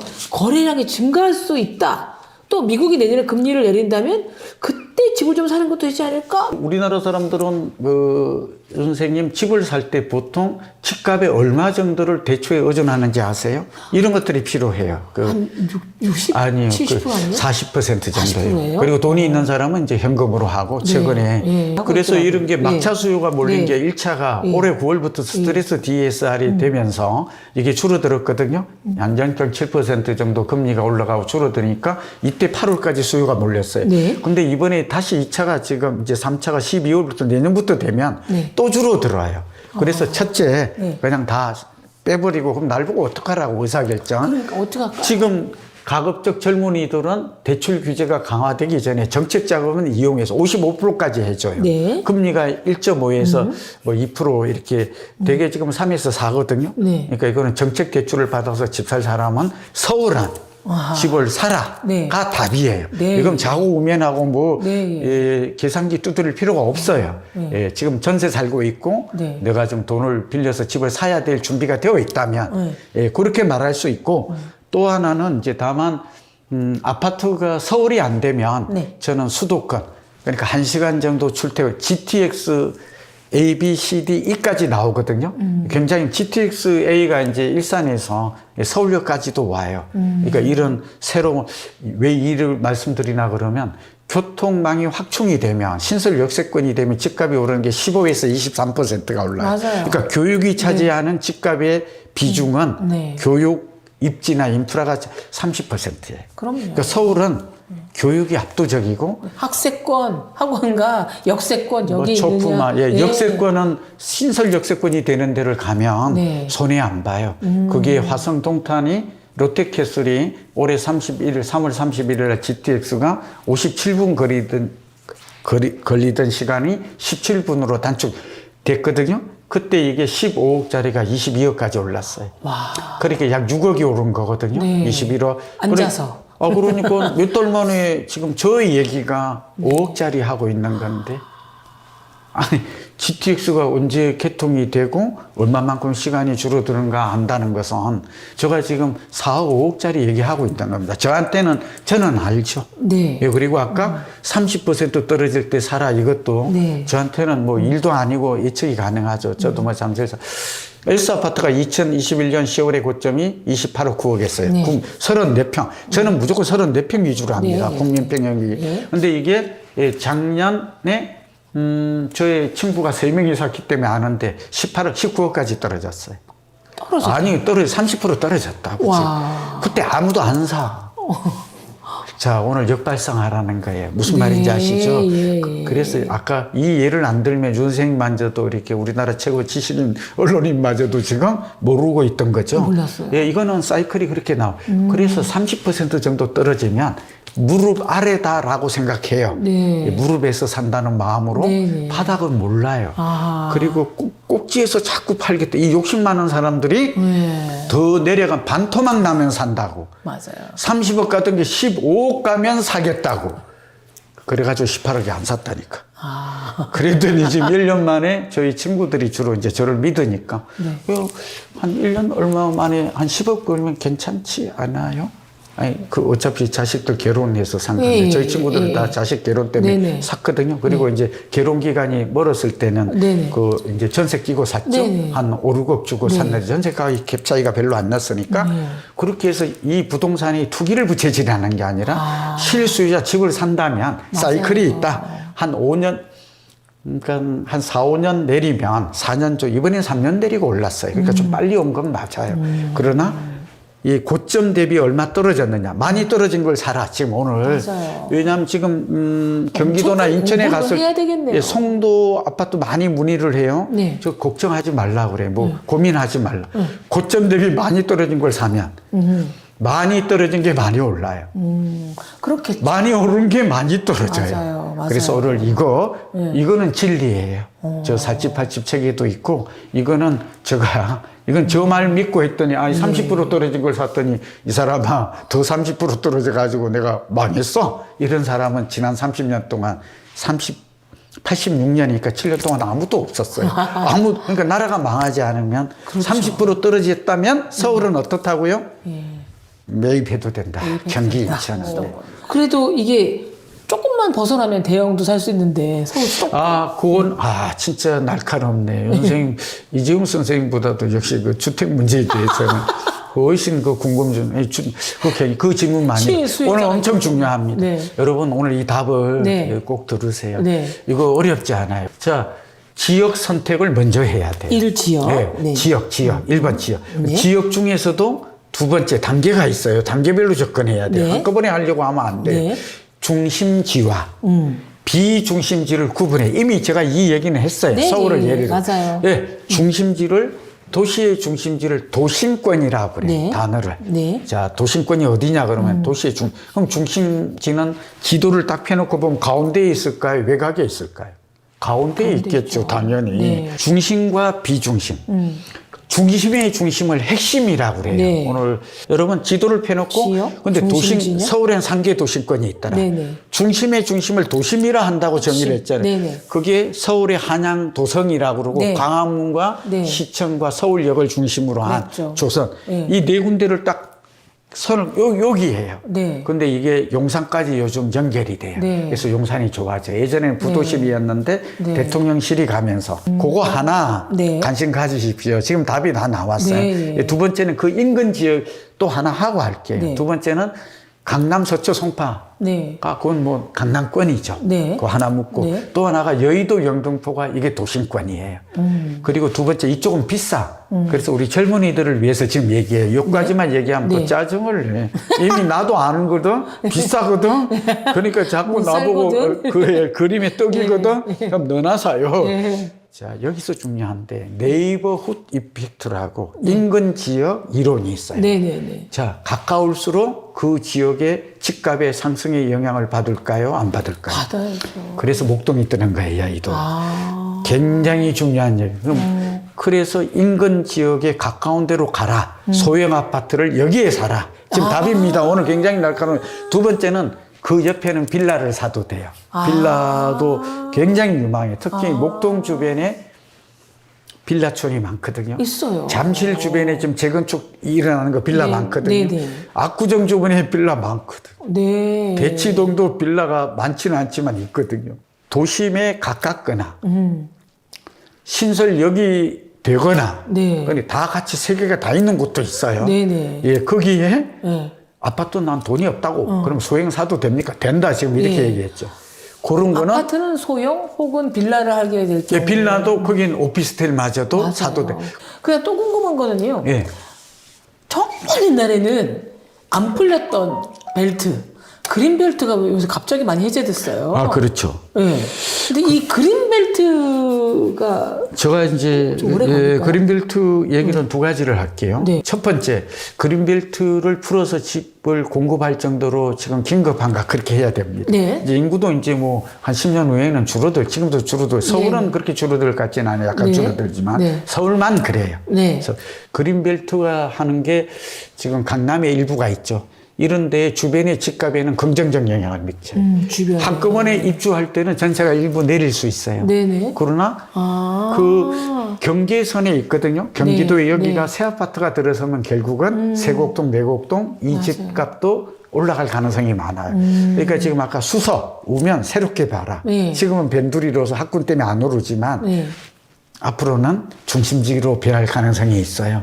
외곽이 넓어지니까. 그렇죠. 좀 이해가 되셨죠? 네. 굉장히 이 듣는 분들은 아마 그렇구나. 아, 그 다음에 집값 이전에 저도 그 근처에 가보면 너무 습도 많고 환경적으로는 굉장히 쾌적해요. 아, 여기서 선생님 질문 잘했었는데 주거에 미치는 영향 짧게 5가지 그냥 언급만 할게요. 네. 예, 첫째는 교육이에요. 네. 근데 두 번째는 교통이에요. 네. 서울은. 근데 경기도는 교통이 압도적으로 높아요. 네. 왜냐하면 이거는 소득 수준에 따라서 자녀의 네. 교육의 비중이 좀 다를 수 있다. 네. 이런 생각을 같이 할 수 있고 세 번째가 뭐냐면 쇼핑이라 편의시설. 그러니까 여기 쇼핑이 아무래도 편리한 곳. 그렇죠. 이게 중요하고. 마트도 좀 있어줘야 네 번째, 되고. 예, 마트 이런 게 굉장히 집값에 미치는 영향이 한 5에서 10이 돼요. 네. 그리고 공원. 이걸 녹지 인프라라고 그러는데 네. 거기가 좋죠. 팍세권이라 그러잖아요. 파크 있다고. 네. 그렇죠. 파크라고도 하고 네. 뭐 숲세권, 공세권 네네. 이런 단어를 쓰는데 네. 이런 것들이 다 갖춰진 곳이 다시 돌아가면 또 강남이에요. 이제 좀 이해됐죠. 네네. 그래서 강남이 뜨는 이유를 지금 하나 써. 마지막이 병원이라 호스피탈. 15분. 특히 나이가 60세 이상인 분은 서울에 8개 병원이 있거든요. 지금 뭐 설명할 수도 있는데 네. 여러분 강남뿐만 아니라 네. 병원에 자전거 또는 도보로 15분 거리로 가는 곳은 노인들이 앞으로 가는 곳에 은퇴자가 가기에 좋다. 이것도 지금 정보입니다. 그러네요. 그러다 보니까 대형 병원이 있는 곳들이 다 비싸네요. 강남. 근데 저는 동료 기자였던 분들이 일산이 신도시 될 때 정말 많이 떠나셨습니다. 그 마을로. 갔죠. 정말 신도시 유럽 기대가. 같았거든요. 정발산 지금 살기 있지, 좋아요. 탁탁탁 호수공원. 있고, 호수공원 있지. 그다음에 뭐 백화점 다 해서 너무 쾌적했는데 지난 총선 때 제 지인이 거기 출마를 했어요. 고양시 거기에 구경을 갔죠. 주민들 간담회란 난리가 난 거예요. 가장 관심도는 우리 집값 어떻게 되냐는 거예요. 왜 자꾸 우리만 떨어지고 도대체 어떻게 할 것이며 일자리는 줄어들고 있고 그냥 뭐 일기 신도시인데 자꾸 새 정책 발표해가지고 이렇게 되면 어쩌란 얘기냐 하고 그러네. 이분이 그렇게 한 건 아닌데 성토장이 되는 장면을 목격하고 상기신도시 이런 거 막 들어서면 예. 이제 또 어떻게 될 거냐. 어떻게 이거 예, 말씀을 좀 드리죠. 오늘 정말 제가 또 평상시에 많이 듣던 질문을 해주셔서 저도 좀 준비된 답을 할 수 있어서 네. 좀 기쁜데요. 그런데 왜 집값이 안 오르나? 첫 번째는 이제 내년부터 좀 오를 가능성이 많아요. 아까 순서가 있다고 그랬죠. 예. 그러니까 좀 기다려야 돼요, 내가. 아하. 서울 오르고, 경기 남부 오르고, 과거의 패턴이 있어. 근데 이걸 모르니까 우리도 경기도 맞거든요, 이래요. 그렇죠. 그리고 지금 노도강 오르거든요. 네. 근데 내가 지금 답답하다 이 말인 거잖아요. 왜냐하면 서울이 올랐다는 얘기를 들은 지가 지금 언젠데, 우리는 자, 그런데 기다리면 옵니다. 오늘 얘기 듣는 분은. 그런데 오더라도 이 서울만큼 세게 안 와요. 그러니까 과거에도 그렇고 이게 중요해요. 네. 그 이유는 공급이 그렇게 부족하지 않아요. 두 번째는 이거 선호도란 말이 중요한데 하나만 할게요. 서울 사람이 일산이 대표적인데 일산으로 가고자 하는 사람이 많아야 돼요. 근데 선생님 질문합니다. 그 서울 사람 중에 저는 못 가는 이유가요. 네. 차가 너무 막혔다가 직주 또 근접. 너무 안 돼. 이 도로폭이 좁아서요. 그래, 이거는 교통이 불편해. 근데 이제 교통이 GTX가 불편해. 정말 환경은 너무 아름답지만 살긴 제가 거기서만 있을 수가 없잖아요. 그렇죠. 서울에도 와야 되고 들어갈 수도 있고 오가는 거가 시간차에 따라 너무 차이가 그래서 나는데 이제 굉장히 중요한 말씀인데 집값이 선호도가 증가하려면 네 가지 오늘 네. 예. 지금 열심히 셀코 TV를 듣는 분들에게는 선물이 됩니다. 이 지식이 이게 꿀팁 뭐 네, 그런 거 가지고도 말로 설명이 안 되는데 네. 첫 번째는 인구 증가, 소득 증가 요까지는 맞아요. 네. 근데 세 번째가 걸려요. 인프라, 교육. 거기에 교육이 잘 돼 있다는 말 들었나요? 서울보다. 그래서 사실은 판교나 분당 정도에 제가 그렇게 시장님이나 공무원분들에게 부탁했어요. 쉽지 않지만 교육 수준을 높여라. 지금 그 집값과 지금 아까 계속 연결을 해보세요. 네. 예, 그 다음에 또 하나가 교통이 좀 불편했던 건 맞아요. 어느 정도 해소가 되지만 네. 서울의 자가용은 모르지만 나머지는 굉장히 한번 사무소를 타고 가봐요. 굉장히 힘들다고요. 저도 대중교통 이야기하는데 또 하나가 여기에 이제 집값 선호도라는 말을 쓰고 집값 상승 기대감인데 선호도는 알게 모르게 심리적으로 영향을 준다니까요. 물어봐요. 여기 고향에 대해서 그러니까 서울시에 있는 사람이 고향이 좋다고 옮겨가지 않는 한 그러니까 서울에 전세 살다가 돈이 없으니까 집은 살아야 되고 고향으로 간다 이러면 집값이 오를까요? 아니 잘 생각해 보세요. 네. 이 좀 표현이 거친데 시간 때문에 네. 대출 받아가지고 소득이 낮은 사람끼리 이렇게 교환하고 왔다 갔다 하면 절대 안 올라요. 네. 근데 이제 저는 여기서 중요한 건 우리가 서민들 입장에서 저는 무주택자 입장에서 지금 고향이나 이런 데는 살 때입니다. 앞으로 주목해야 될 지역은 사실은 강북. 오세훈 시장의 계획을 보면 강북이 많아요. 그게 사실은 만약에 다시 간다면 서촌, 북촌 이런 데서 살고 싶은 생각도 있거든요. 그렇죠. 네. 저도 아마 그 강북을 좀 관심 있게 보아라. 예. 아까 일부와 네. 좀 달라진 말인데 서울은 어쨌든 다 유망하다. 그렇죠. 그런 얘기를 좀 하나 하고요. 예. 두 번째는 도심 복합 개발이란 말을 많이 써요. 네. 그러니까 변화가 오는데 이제 아파트만 짓고 막 이러지를 않아요. 이 복합 개발이라는 걸 주목했는데 그게 무슨 뜻인가? 도심권을 중심으로 해서 업무, 빌딩도 짓고 상권도 짓고 네. 하우징 리얼티로 짓고 문화나 녹지 같은 게 들어갈 수 있는 곳들이 강북에 많아요. 대표적인 지역이 이제 동대문, 청량리, 네. 영등포. 네. 그동안 빚을 못 받던 못 받죠. 이런 지역들을 좀 주목해서 보면 빌라 하나만 잘 가지고 가도 사실은 아파트가 하나 산 게 물론 추가 부담 이런 곳이 많아요. 지금 이제 또 들어갈게요. GTX 뭐 A, B, C, D, E까지 가잖아요. 네. 그런데다가 여기 경정철, 연장선 이런 곳이 지도를 네, 보면 너무 많아요. 서울도. 맞아요. 그러니까 신설 역세권이 되면 집값이 20% 오른다고 그랬잖아요. 네. 두 군데가 오르면 40% 오르죠. 괜찮지 네, 않아요? 네. 그 대표적인 지역이 청량리예요. 동대문, 면목동, 이제 상봉동, 충남구까지 이제 바라볼 필요가 있죠. 우리가 그래요? 기존에 알고 있는 거 엄청 넓어지네요. 지도를 보고 얘기했으면 좋았는데 이게 도심에 가까우면서도 그동안 도심 재개발 말했지. 정비구역 네. 될 곳들을 주목하라. 네. 이 얘기 하나 하고요. 서울시의 도시 변경이 되는 곳이 한 10군데가 돼요. 네. 뭐 정확하게는 막 20군데 이렇게 되는데 대표적인 곳들만 우선 말씀드리고 예. 그중에 또 압축을 할게요. 그쵸, 그쵸. 강용성은 머리에 이제 이건 변하지 않을 것 같아. 이 서울의 중심지는 어디입니까? 네. 그 여의도도 되고 목동도 되지만 용산에서 바라보면 여의도가 전경이 그대로 들어와요. 도시 전문가 입장에서는 기가 막혀요. 부자가 부자를 바라보고 있어요. 이 가까운 거리에 또 기가 막히게 가운데 한강이 있어. 허드슨 강도. 이런 곳이 또 있겠습니까? 없죠. 없죠. 없어요. 그러니까 대체 불가라 그래. 그다음에 서울역 부근은 엄청 좋아져요. 광화문, 서울역, 용산으로 연결된다고. 지금 서울역을 지금으로 보면 안 돼요. 그다음에 동대문구도 이제 좋아진다고 아까 얘기했죠. 터미널 부지가 도심에 있는 게 외곽으로 가고 그리고 성동구 삼표 터미널 부근은 제가 여기 추천 많이 했던 곳이에요. 송파구 성동구치소도 좋거든요. 네, 맞아요. 제가 오늘 꿀팁 드릴게요. 교대역 쪽으로.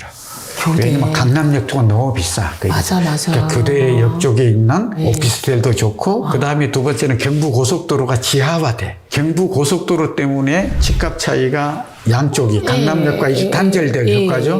3배, 4배 차이가 나. 엄청난 변화가 여기에 와요. 그쪽에 전세 사는 사람은 빌라든 뭐든 샀으면 좋겠다. 지금 이 얘기를 하고 있는 거죠. 그렇죠.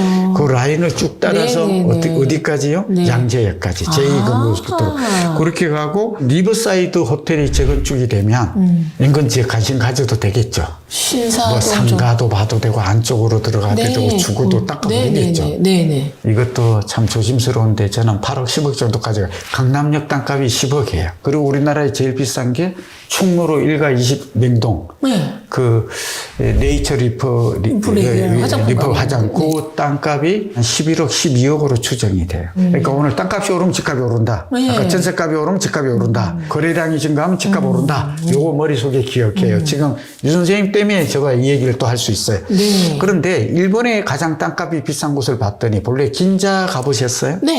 미쓰코시 백화점. 예. 네, 그 땅값이 6년 전에 40만 원 했어요. 네. 근데 최근에 그 부근의 문구점 땅값이 추정컨대 2배로 보면 돼요. 한 24억 정도 될 거래. 네. 근데 우리가 12억이라 그랬죠? 네. 그럼 일본하고 우리가 인당 GDP가 좀 비슷해졌다고 말씀드렸나요? 네. 예. 연결하면 네네. 이게 좀 참 그렇군요. 조심스러운데 맹동의 제가- 땅값은 20억까지 갈 그래서 안 파는 거라. 제가 얼마 전에 도쿄를 갔는데 사실 갈 때마다 늘 변함이 없다고 생각했거든요. 노포들 오래된 데 많고 상권도 비슷했는데 최근에 갔더니 시부야를 비롯해서 모든 게 고층 건물 많이 생기고 아자부 다일즈 많이 오르고 바뀌었죠. 완전 지진에도 견딜 수 있는 새 건물 돼서 정말 역동적으로 오피스로 바뀌었고 바뀌었죠. 예. 땅값 겁나 오르고 예, 많이 올랐지. 예, 일본 전에는 좀 경제가 썰렁했던 좋았거든. 동네들조차 도심은 바글바글 일본도 해지더라고요. 보니까 대도시와 지방 부동산 투자는 어디다 하라고 지금 도심으로 오라는 얘기를 계속 하고 있잖아요. 서울 같은 데는 500만 원 만들어야 돼. 500이 아니면 부부가 못 살아. 못 살아. 근데 저의 지금 말을 따르면 전세 끼고 1, 2억 주고 사가지고 500을 지금 버는 거라. 월세를. 그렇게 본다면 그러면 역시 강남구 서초구를 꼽을 수가 있어요. 네. 이거는 불변의 진리예요. 네. 그다음에 성동구치소는 규모가 있어도 그리 크지는 않을 것 같아요. 그런데 저는 이제 동서울 터미널 이거 커요. 요즘 광진구 같아요. 네. 마용 성광동이라고 그랬잖아요. 그다음에 삼표도 있긴 있는데 여기는 어쨌든 가격이 이미 올라서 만약에 이 부근에 지금이라도 뭘 사는 거는 저는 괜찮다 이렇게 보고 그다음에 서울역 북부권, 강원대 이런 지역은 서울의 도심권과 가까운 게 더 효과가 커요. 네. 그건 어떻게 할 수가 없네요. 이런 지역에 아파트만 보지 마라. 네. 여기 분양 나오면 잡을 것 그리고 돈이 있다면 꼬마 빌딩. 꼬마 빌딩에 주목하는 이유는 도시의 변화가 왔을 때 상승률이 더 높더라. 굉장한 오늘 꿀팁이에요. 네, 오늘 이런 얘기를 제가 이제 할 수 있어서 근데 이제 가장 주목할 만한 재건축. 한골털텔 재건축 아파트는 서울에 어떤 걸까요? 재건축을 할 때 세 가지가 중요한데요. 네. 도심권에 있을 것. 네. 그러니까 주변에 아까 말한 주거 입지가 좋을 것. 네. 교육. 교통, 네. 쇼핑, 네. 그다음에 공원도 있고 네. 분양가가 높을 지역이 어디일까? 이게 두 번째. 네. 세 번째가 어쩌면 더 중요한데 대지 지분을 봐야 돼요. 네. 오늘 강조하는 게 네, 일반인들이 맞아요. 그나마 아까 네. 두 가지는 뭐 하려고 그러면 좀 뭐 이제 이 얘기를 들은 사람은 이해가 되지만 대지 지분이 높다라는 거는 용적률이 낮다라는 거예요. 네. 지금 서울의 용적률은 350이에요. 근데 최대한 360까지 높여주겠대. 그동안은 300이었는데. 네네. 층고도 높아지고 용적률도 많아지고. 개포 주공 5단지. 이거는 대단지인데다가 용적률이 151%. 한보 미도 멘션이 좀 안 뜨고 있어요. 사실은 그런데 괜찮아요. 대치동인데. 네. 가격이 덜 오른 것 중에 저평가돼 있다는 것만 질문을 받고 가져왔어요. 그 다음에 노원구 월계동에 미룡이라고 있어요. 이거는 용적률이 131이에요. 근데 안 뜨는 이유가 있어요. 왜냐하면 분양가가 높지 못한데 건축비가 올라가니까 추가 부담금이 높아진다. 그 다음에 이제 반포 미도 1차 이런 것도 177%. 올림픽 선수 기자촌 괜찮고요. 거기도 많이 올랐습니다. 올랐는데 그래도 잠실 주공 5단지와 비교하면 그 평당 대지 지분 대비 가격을 비교해야 돼. 그렇겠군요. 네, 그렇게 그다음에 이제 용산구는 이제 한강 멘션 이런 데가 조금 그래도 저평가. 왜냐면 전세가 너무 싸가지고 예, 투자자들이 좀 많이 힘들어해요. 네. 예, 그러니까 이런 곳 위주로 그다음에 그 아파트가 보지 말고 그 돈이면 대로변에 있는 거 알잖아요. 그 5, 6층짜리. 그리고 앞으로 좋아지는 게 그 압구정 로데오 거리 쪽이 앞으로 거기가 이 재건축이 되었을 때 그 안에 있는 상가나 이거는 굉장히 지금 좋아져요. 굉장히 약간 예. 매매가 이제 주춤한 사이, 이렇게 눈치 본 사이 전세나 월세가 다시 오르는 추세라고 합니다. 네. 그러면 결국은 집값이 아까 말씀드렸듯이 오르겠죠. 네. 그런데 내 집 마련을 이제 좀 해야 되겠다. 라는 분들에게 딱 한 가지만 조언을 해주신다면. 그렇죠. 네. 우리가 세 가지 성공 법칙이 있다고 그랬잖아요. 네네. 시작할 때 있고 첫 번째는 부동산 투자할 때 내가 살 때인가 팔 때인가. 네. 근데 그걸 나가 어떻게 알아요? 그럼 두 개 얘기했죠. 네. 하나는 사이클이 있단다. 네. 5, 6년 상승하면 4, 5년 하락하. 그래서 고점과 저점을 잘 보라. 네. 두 번째는 고점 대비해서 집값이 얼마 빠졌나. 이게 일도 네. 아니에요. 네이버에 네. 가서 가격을 보면 네. 최고 비싼 때 최고 성공. 이거 비교하는 거 5분 안 걸리거든요. 네. 그 시기를 잘 많이 떨어진 거 사라고 그랬죠. 네. 뭐 다른 거 고민하지 마. 네. 많이 떨어졌어. 네. 그 얘기는 더 떨어지면 어떡해요. 그러지 말고 무릎에서 산다는 마음으로 해라. 자금에 맞추어서. 부동산 종류가 많아요. 맞아요. 예, 그래서 아파트만 비싼데 나는 돈이 없어요. 그렇게 실망하지 말고 네. 그 주변일 1.5룸이라도 빌라는 또 사기 당하면 또 그렇지 않아요. 이 세입자들이. 그러니까 잘하면 재건축까지 통합 재건축 말을 안 네, 했네. 예, 예. 통합 재건축까지 이루어져요. 요즘 양재에는 그렇게 가요. 아파트가 별로 없다 보니까 싹 다 묶고 모아도 있고 네. 이런 곳에 간다면 정말 나에게도 이런 행운이 근데 그게 단기간에 이루어지는 게 아니라 그런 것들을 찾는 노력. 뭐 압구정에 빌라 샀다가 망하게 하겠습니까? 맞아요. 그리고 일단 또 하나 실수 의자가 내가 가고 싶은 지역에 전세든 월세든 선 입성하라. 젊은이들을 위한 팁이에요. 그럼 어떤 일이 벌어져요? 압구정의 문화가 아는 사람, 사는 사람들이 어떤 생각을 가지고 정보가 교류되지 않을까요? 그렇죠. 그 다음에 너 어디 사냐고 물으면 난 뭐라고 답변해요? 강남 살아요. 나 압구정 살아요. 압구정 산다고. 이게 결국 꿈을 키워요. 동기부여, 우리 심리학에서. 그래서 결국 어떻게 한다고요? 꿈을 갖고 너무 좌절하지 마시고 지금 내 지갑에 얼마 없다고 하지 마시고요. 정보도 많이 공부하시고 했으면 좋을 것 같습니다.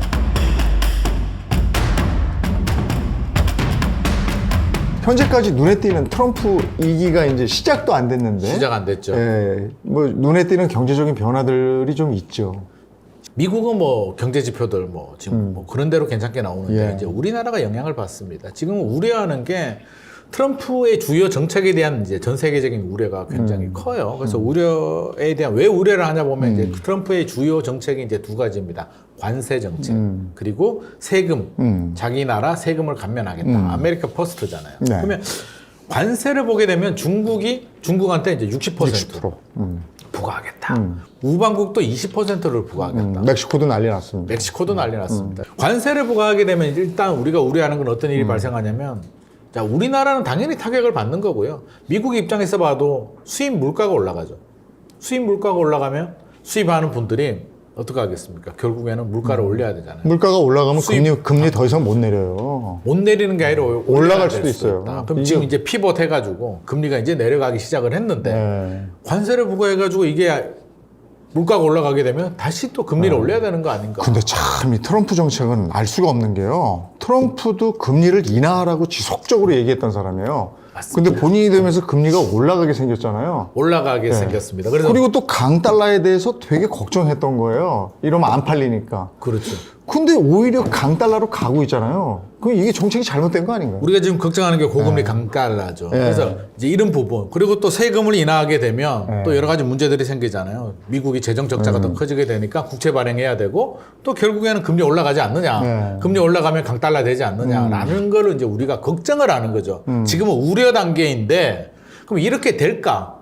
아까 앵커님이 중요한 힌트를 주셨잖아요. 아, 트럼프가 원래 그런 말을 경제를 살려야 되고 이런 사람인데 금리 올라가는 걸 방치를 할까? 네. 이게 앞뒤가 안 맞죠. 그래서 저는 이게 어느 정도 이게 협박용 아닌가. 저도 그렇게 생각합니다. 그러면 우리는 한번 경험을 했잖아요. 네. 우리 공포 영화 같은 거 보게 되면 처음 볼 때는 사실 좀 무섭잖아요. 네. 왜? 내용을 모르니까. 근데 두 번째 볼 때는 다 알고 있으면 무서운 게 하나도 없어지잖아요. 우리가 트럼프 시즌 1을 한번 경험을 했단 말입니다. 그러면 관세를 부과해가지고 수입 물가가 올라가고 이런 상황을 트럼프가 방치를 할까에 대해서는 저는 그렇지 않다고 봅니다. 그렇죠. 역사적으로 사업가니까. 보더라도 1930년대 이후로 네. 이런 공식이 맞아 떨어진 적도 없고요. 네. 그래서 실제로 우리 트럼프가 2017년에 취임을 했잖아요. 시즌 1. 2016년. 지금이 2016년하고 지금이 약간 좀 비슷한 시기예요. 2016년 또 트럼프가 당선이 되면서 불확실성이 좀 커졌고 그때도 대통령 탄핵도 있었고. 근데 이런 마당에 이제 우리는 우리나라 시장 경제가 어떻게 될 것인가. 이제 우리나라도 그 얼마 전에 금리를 한번 예상을 뒤엎고 떨어뜨렸어요. 그렇습니다. 네. 근데 미국도 금리가 한번 또 떨어졌죠. 그렇습니다. 근데 어젠가 얘기 들어보니까 금리 신중히 결정하겠다. 뭐 이렇게 또 미국에서 얘기가 나와서 네. 우리는 금리가 이제는 내려가나 보다 생각을 하고 거기에 맞춰서 준비를 했던 분들이 많으실 텐데 그렇다면 금리 인하기에는 부동산이 올라간다 이렇게 알고 있는 건데 우리 일반적으로 알고 있죠. 우리는 지금 그러면 부동산은 2025년에 어떻게 될 것이냐 이거죠. 지금 불확실성의 연속입니다. 네. 사실은 우리가 이렇게 얘기를 하고 있잖아요. 그래서 트럼프 시즌 1을 보면 우려했던 것처럼 그렇게는 되지 않을 것 같아라는 저는 생각을 가지고 네. 있는데 그거는 생각이고 네. 뚜껑을 열어봐야 되는데 모르겠잖아요. 이 모르는 게 불확실성입니다. 시장에서 좋아하는 거는 기대감, 가장 안 좋아하는 거는 불확실성인데 지금 상황을 보게 되면 일단 우리나라 부동산 시장 상황을 먼저 좀 본다면 과거에 만약에 금리가 내려가면 이제 과거에 금리 피벗 했던 시기가 이제 2000년 이후로 3번 있었는데 3번 다 부동산 가격은 다 올라갔습니다. 그래서 금리가 내려가면 부동산은 올라가는 게 기본적인 메커니즘인데 지금 상황을 보게 되면 일단 2020년, 2021년에 사실 집값이 좀 많이 올랐잖아요. 네. 그 버블이 아직 완전히 제거되지 않은 상태가 첫 번째 상태고요. 올해 7, 8월 서울 집값 많이 올랐죠. 많이 올랐죠. 단기 급등에 대한 피로감. 네, 네. 그걸 잡기 위해서 또 대출 규제를 합니다. 가계부채도 관리를 해야 되니까요. 대출 규제가 시행이 되면서 10월부터 꺾였어요. 네. 미국이 트럼프의 불확실성, 네. 고금리 강달러 될까? 안 될까? 몰라요. 그러면 제가 볼 때는 내년 빨라도 1분기, 적어도 상반기는 지나가야 뭔가 그래 트럼프가 진짜 무섭네? 안 무섭네? 뭔가 결정이 날 거기 때문에 이 불확실성에 최근에 또 우리 국내 정치의 또 불확실성까지 또 더해집니다. 네. 그래서 시장은 관망 모드로 지금 들어갑니다. 그러면 집을 사려는 투자를 하려는 분들은 어떻게 될까요? 일단 관망. 몰라. 모르겠는데 내가 무슨 투자를 해. 다 발을 뺍니다.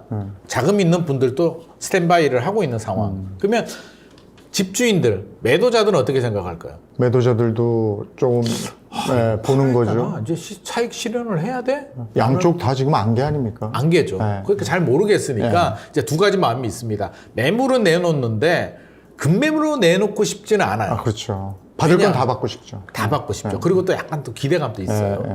상반기는 안 보이는데 하반기나 2026년을 생각해 보면 서울의 입주 물량이 부족해. 서울의 입주 물량이 2025년 내년 입주 물량이 올림픽파크 포레온까지 포함하면 한 3만 5천 호, 3만 7천 호 정도 나옵니다. 올림픽파크 포레온을 빼면 한 2만 3천 호, 2만 5천 호 정도 돼요. 문재인 정부 시절에 47,000호가 나왔습니다. 47,000호가 나와도 집값이 올랐는데 올해도 부족한데 2026년은 7,000호로 떨어져요. 7,000호면 24,000에서 7,000이면 3분의 1 토막이고요. 문재인 정부 시절 생각해보면 몇 분의 몇 토막인가요? 진짜. 공급 부족, 전세 가격 상승, 여기에 금리까지 내리게 된다면 그럼 집값 올라가는 건데. 그렇죠. 골드만삭스는 한국은행의 기준금리를 내년도 기준금리를 2.25%로 예상을 하고 있습니다. 그러면 대출금리도 떨어질 수밖에 없거든요. 0.5% 정도는 떨어질 수 있습니다. 0.5%포인트 정도 떨어진다면 집주인 입장에서 야 안개가 있으면 멈추고 나중에 가면 되지 라고 생각을 하고 있기 때문에 호가를 떨어뜨리진 않아요. 그래서 최근에 매물은 늘어나는데 호가는 떨어지지 않습니다. 서로 팽팽한 줄다리기라는 상황이 내년도 상반기에는 이어지겠다. 그러면 거래량은 어떻게 될까요? 거래량은 떨어지죠. 뚝 떨어지죠. 왜? 팔 사람은 금매로 내리면 매수자가 살 수는 있어요. 근데 아니 내가 왜 금매로 팔지? 안 내리지. 1년만 버티면 되는데? 라는 생각을 가지고 있고 매수자들은 야 어떻게 될지 모르는데 뭘 사? 안개가 없어질 때 사야지. 아마 상반기는 거래량이 뚝 떨어질 거고요. 뚝 떨어진다면 정부가 대출 규제를 계속 강하게 할 수 있을까? 경제가 문제가 되니까. 지금 가장 문제가 경제잖아요. 은행들도 마찬가지죠. 올해 9월, 10월부터 이제 은행 자체적으로 창구 지도라고 하죠. 금감원장이 불러서 은행장들 불러서 똑바로 해. 지금 서울 집값 오르고 가계부채 문제되잖아. 라고 하니까 이제 강력한 규제를 합니다. 전세 대출도 규제하고 은행 가보면 대출 받기 굉장히 힘들어요. 내년 새해가 되면 1월 1일 리셋이 되면 은행은 어떻게 할까요? 영업 실적을 채워야겠죠. 그러면 신규 대출을 좀 일으키는 저는 거죠? 풀어주리라고 생각합니다. 왜냐하면 은행들은요 올해 8월, 9월에 사실 올해 실적 다 달성했습니다. 실적 달성했으니까 안 해도 돼요. 굳이 내가 실적의 목표를 이미 채웠는데 추가 목표를 달성할 필요는 없고 이 수요를 내년으로 이월시키게 되면 내년 영업 실적이 좋아지겠죠. 내년 되면 여러 가지 상황은 좀 달라질 것이다. 대출 규제도 좀 완화되는데 불확실성 때문에 좀 줄어들 가능성은 있습니다. 그러면 내년 상반기를 저는 어떻게 보느냐. 투기하라는 의미는 절대 아니고요. 무주택자 입장에서 본다면 저는 무주택자 자금이 되는 무주택자 입장에서 본다면 오히려 내 집 마련하기 좋은 시점이 아닐까 하는 생각을 대출 끼고 집을 좀 살만하다. 필요한 대출이 좀 오픈이 되니까. 필요한 사람들은요. 어떻게 보면 실수요자들은 내 집 마련하기 가장 좋은 타이밍은 안개가 있을 때다. 집주인들도 불안할 때. 나도 불안하지만 필요하잖아요. 저는 그런 생각이 들어요. 우리 집 살 때 정말 중요한 거는요. 많은 분들이 물어보잖아요. 내년에 어떻게 돼? 우리 셀코TV도 지금 내년에 어떻게 되라고 물어보는데 주식이야 뭐 내가 언제든지 팔 수 있는데 집은 보통 평균 7년을 보유하거든요. 7년을 보유하고 좀 오래 가지고 계시는 분들은 10년 이상도 보유하는데 그럼 우리가 궁금한 건 7년, 10년 후에 부동산 시장이 어떻게 될까? 셀링 포인트. 내가 팔 때가 중요한데 많은 분들이 살 때, 바잉을 관심을 가진단 말이에요. 부동산은 기본적으로 7년을 보유하기 때문에 당장의 시장 분위기에 너무 휩쓸리지 말자. 내가 필요하다면 사서 5년, 7년, 10년 후를 바라본다면 지금보다 올라갈 가능성이 상당히 높다는 말씀 드리고 싶습니다. 근데 집을 매매하는데 사고 파는 데는 지금 안개 전국이니까 그러면 잠깐 더 남의 집에 살다가 안개가 풀리면은 어떻게 팔든지 살든지 뭐 이렇게 하잖아요. 네네. 이렇게 되면 전월세 가격은 더 올라가는 거 아닙니까? 내년 되면? 올라가죠. 진짜 문제는요. 지금 부동산의 진짜 문제는 임대 시장입니다. 전세, 월세. 매매가 아니에요. 네. 자, 매매 같은 경우는 어때요? 집을 살까? 집을 사지 말까? 안 사면 되잖아요. 누가 뭐 억지로 사라 그래? 안 사도 돼요. 선택지가 있는데 임대 거주하시는 분들, 전세라고 예를 들게요. 전세 거주하는 분이 전세 가격이 올라가면 어떤 선택을 할 수 있을까요? 월세 가야죠, 뭐. 월세로 가거나 전세 가격을 올려주거나 아니면 집을 사거나 이 세 가지 선택지가 있는데 사려고 하니까 안개야. 무섭죠. 못 사죠. 월세로 가려고 하니까 월세가 더 높아. 전세 대출 이자보다. 결국에 전세금을 또 올려줘야 되는데 그러네. 선택지는 별로 없죠. 전세금을 올려줄 수밖에 없습니다. 그런데 매매 같은 경우는요. 공급이 부족하다고 제가 말씀드렸잖아요. 서울 같은 경우에. 공급이 부족해도 영향을 받는 게 여러 가지가 있죠. 금리도 영향을 받고 부동산 정책도 영향을 받고 경기 불확실성에 내수 경제에 트럼프도 영향을 받고 수요 심리 뭐 여러 가지가 있는데 전세는 어떨까요? 실수요자 시장인데 집값이 오르고 내리고가 중요하지 않잖아요. 트럼프가 되든 말든 내가 세입자가 무슨 상관이냐고요. 오직 중요한 거는 금리하고 입주 물량입니다. 근데 뭐 금리는 그렇다고 치고 입주 물량이 부족하다는 얘기는 전세 가격 상승을 의미하는데 지금은 그나마 좀 괜찮아요. 왜? 둔촌주공. 이거 덕분에 지금 그나마 안정을 찾고 있는데 요거 얼마 갈까요? 입주장 아마 2025년 1분기 지나가면 이제 입주장 거의 마무리가 되고. 네. 서울이 입주 물량이 없어요. 그리고 2026년에 7,000호로 떨어진다고 했죠. 2027년 또 굉장히 떨어집니다. 그럼 사람들은 미리 준비를 하잖아요. 아마도 2025년 내년 한 하반기 정도 들어가게 되면 막 걱정이 될 거예요. 아, 야, 내년에 입주 물량 줄어들면 전세 가격이 올라가는데 전세 가격이 올라가면 매매 가격도 올라갈 수 있는데 우리 어떻게 해야 되지? 그럼 불안한 분들은 어떤 마음을 가질까요? 먼저 움직여야겠다. 이걸 이제 우리가 경제학 심리에서는 게임 이론이라고 하는데 게임 이론. 게임 이론은 상대방의 행동을 나한테 영향을 받아서 내가 판단을 하는 건데요. 집값이 만약에 무주택자들이 있어요. 단합을 하면 야 우리 1년 동안 집 사지 말자. 집값 떨어지겠죠. 아니 1년 동안 집을 안 사는데 매수자들이 집주인들은 답답한 사람들은 팔아야 될 거 아니에요. 가격이 떨어지는데 왜 안 될까요? 왜 단합이 안 될까요? 1년 동안 안 사면 되는데. 그거 단합은 잘 안 되죠. 안 되죠. 힘들죠. 예. 그게 게임 이론입니다. 왜 안 되냐면 우리 사지 말자고 했는데 집에 가서 곰곰이 생각하니까 저도 무주택자라면 생각하면 아무래도 이재용 앵커님은 살 것 같아. 사지 말자고 해놓고 서로 아, 못 먼저 믿어요. 살 것 같아. 서로 못 믿어요. 네. 왜? 먼저 사는 사람이 돈을 벌거든요. 저렴할 때 사니까. 이게 게임 이론입니다. 그러니까 서로를 못 믿는 거고 내가 먼저 행동을 해야 수익을 얻을 수 있으니까. 아니 재건축이 그래서 안 되는 거 아니에요? 정부에서 허가를 내줘도 주민들끼리 그렇습니다. 네? 그래서 내용이 반발이 다 이게 있어가지고 못하는 부동산이 이론처럼 안 돌아가는 게 네. 이 게임 이론 때문에 그렇을 것 같습니다. 그럼 딴 데로 눈을 돌려서 얼마 전에 뉴스 보니까 뭐 오피스텔 시장이 조금 변화가 있는 것 같던데요. 바닥 난방도 좀 한다고 그러고 그건 어떻게 되는 거예요? 이것도 앞서서 말한 우리 전세하고 이제 맞물려 있습니다. 네. 지금 비아파트 공급이 안 되고 있어요. 정부 입장에서는 제가 입주 물량 부족하다고 했죠. 아파트 입주 물량. 아파트 입주 물량을 늘리려면 어떻게 해야 될까요? 그죠 많이 만들어야죠. 많이 지어야 되는데 네. 지금 그린벨트 풀겠다, 뭐 3기 신도시 하겠다, 재건축 재개발 정비 사업 활성화시키겠다, 1기 신도시 재건축하겠다. 이게 어느 세월에 기본 10년이 걸립니다. 근데 그 사이에 어떻게 있는 거 사이- 가지고 해야지. 활용해야지. 있는 거 가지고 활용할 수 있는 빨리 공급할 수 있는 게 네. 비아파트입니다. 오피스텔 신축 빌라인데 안 해요. 그래서 건축하시는 분들한테 왜 안 하냐고 물어보면 이제 몇 가지 이유를 댑니다. 뭐 임대 사업자도 풀어줘야 된다. 또 법도 문제다. 규제를 좀 풀어달라. 전세도 문제다. 이게 아파트는 전세 가격이 올라가잖아요. 비아파트는 전세 가격이 안 올라갑니다. 네. 오히려 떨어져요. 왜 떨어지냐면 이제 보증보험 사고가 생기잖아요. 빌라 같은데 그렇더라고. 보증보험 사고가 생기니까 허그가 1년에 4조 원씩 지금 손해를 보고 있어요. 이 손실을 줄이기 위해서 이제 가입 문턱을 올립니다. 예전에는 공시가격의 150%까지 보험 가입을 해줬어요. 문제가 생기니까 이게 줄여요. 126%까지. 야, 너무 많이 해주니까 안 되겠네? 그러면 비아파트 공급이 안 되는 거죠. 그럼 정부가 어떻게 해야 될까요? 중간 사다리 역할을 하는 비아파트를 활성화시켜야 되는데 전세를 저는 활성화를 시켜야 된다. 전세 제도를 개혁을 해야 되는데 그게 안 되니까 선택한 방법이 오피스텔의 규제를 풀어주겠다. 이게 세 가지가 있는데 하나는 오피스텔의 원래는 업무용으로 사용해야 됩니다. 오피스텔은. 업무용으로 70%를 사용하는 법이 있었는데 요거는 2010년도에 풀어줬습니다. 야, 업무용 안 해도 돼. 그냥 주거용으로 사용해도 돼. 그래서 최근에 이제 아파텔이라고 하죠. 주거용 오피스텔이 많이 공급이 됐고 두 번째는 바닥 난방이에요. 우리는 온돌 문화잖아요. 외국에 나가면 답답한 게 일본만 하더라도 이게 바닥 난방이 안 되니까 바닥이 따뜻해야 되거든. 히터 틀어놓으면 얼굴도 막 건조하고 막 이 좋은 바닥 난방을 왜 안 할까? 오피스텔이 안 됐어요. 주거용이 아니니까. 그러다가 이제 풀어줍니다. 2004년부터 조금씩 풀어줘요. 그래서 전용 면적 60제곱미터 이하는 바닥 난방 해도 돼. 85제곱미터 해도 돼. 120제곱미터 해도 돼. 하다가 최근에 120제곱미터 넘어가는 대형 또 오피스텔 바닥 면적을 허용해 줍니다. 아파트처럼 이제 똑같이 만들어 주겠다는 거고요. 똑같이 만들려면 하나 더 있죠. 발코니 확장.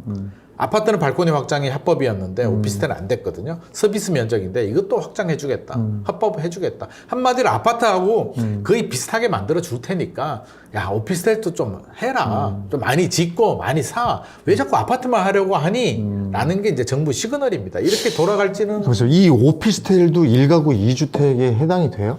주거용으로 사용하면. 그러니까 이게 전입 신고를 하게 되면 이제 주택수에 들어갑니다. 그러면 제가 아파트를 하나 가지고 있어요. 오피스텔을 하나 분양을 받았는데 우리 앵커님한테 세입자로 줬는데 앵커님이 전입 신고를 했어요.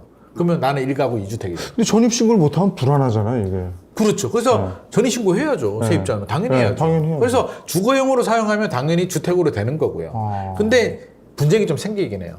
집주인 입장에서는 야 내가 2천만 원 저렴하게 해줄 테니까 저렴 신고하지 마라. 어. 라고 하는 경우들도 간혹 있습니다. 그럼 탈세잖아요. 일종의 탈세라고 볼 수도 네, 있죠. 네. 그래서 근데 전입 신고 해버립니다. 그럼 막을 수는 없어요. 그래서 그럼 1가구 2주택 세금도 내야 돼. 세금 내야죠. 그러니까 저는 세금 내더라도 탈법을 하면 안 된다. 라는 생각입니다.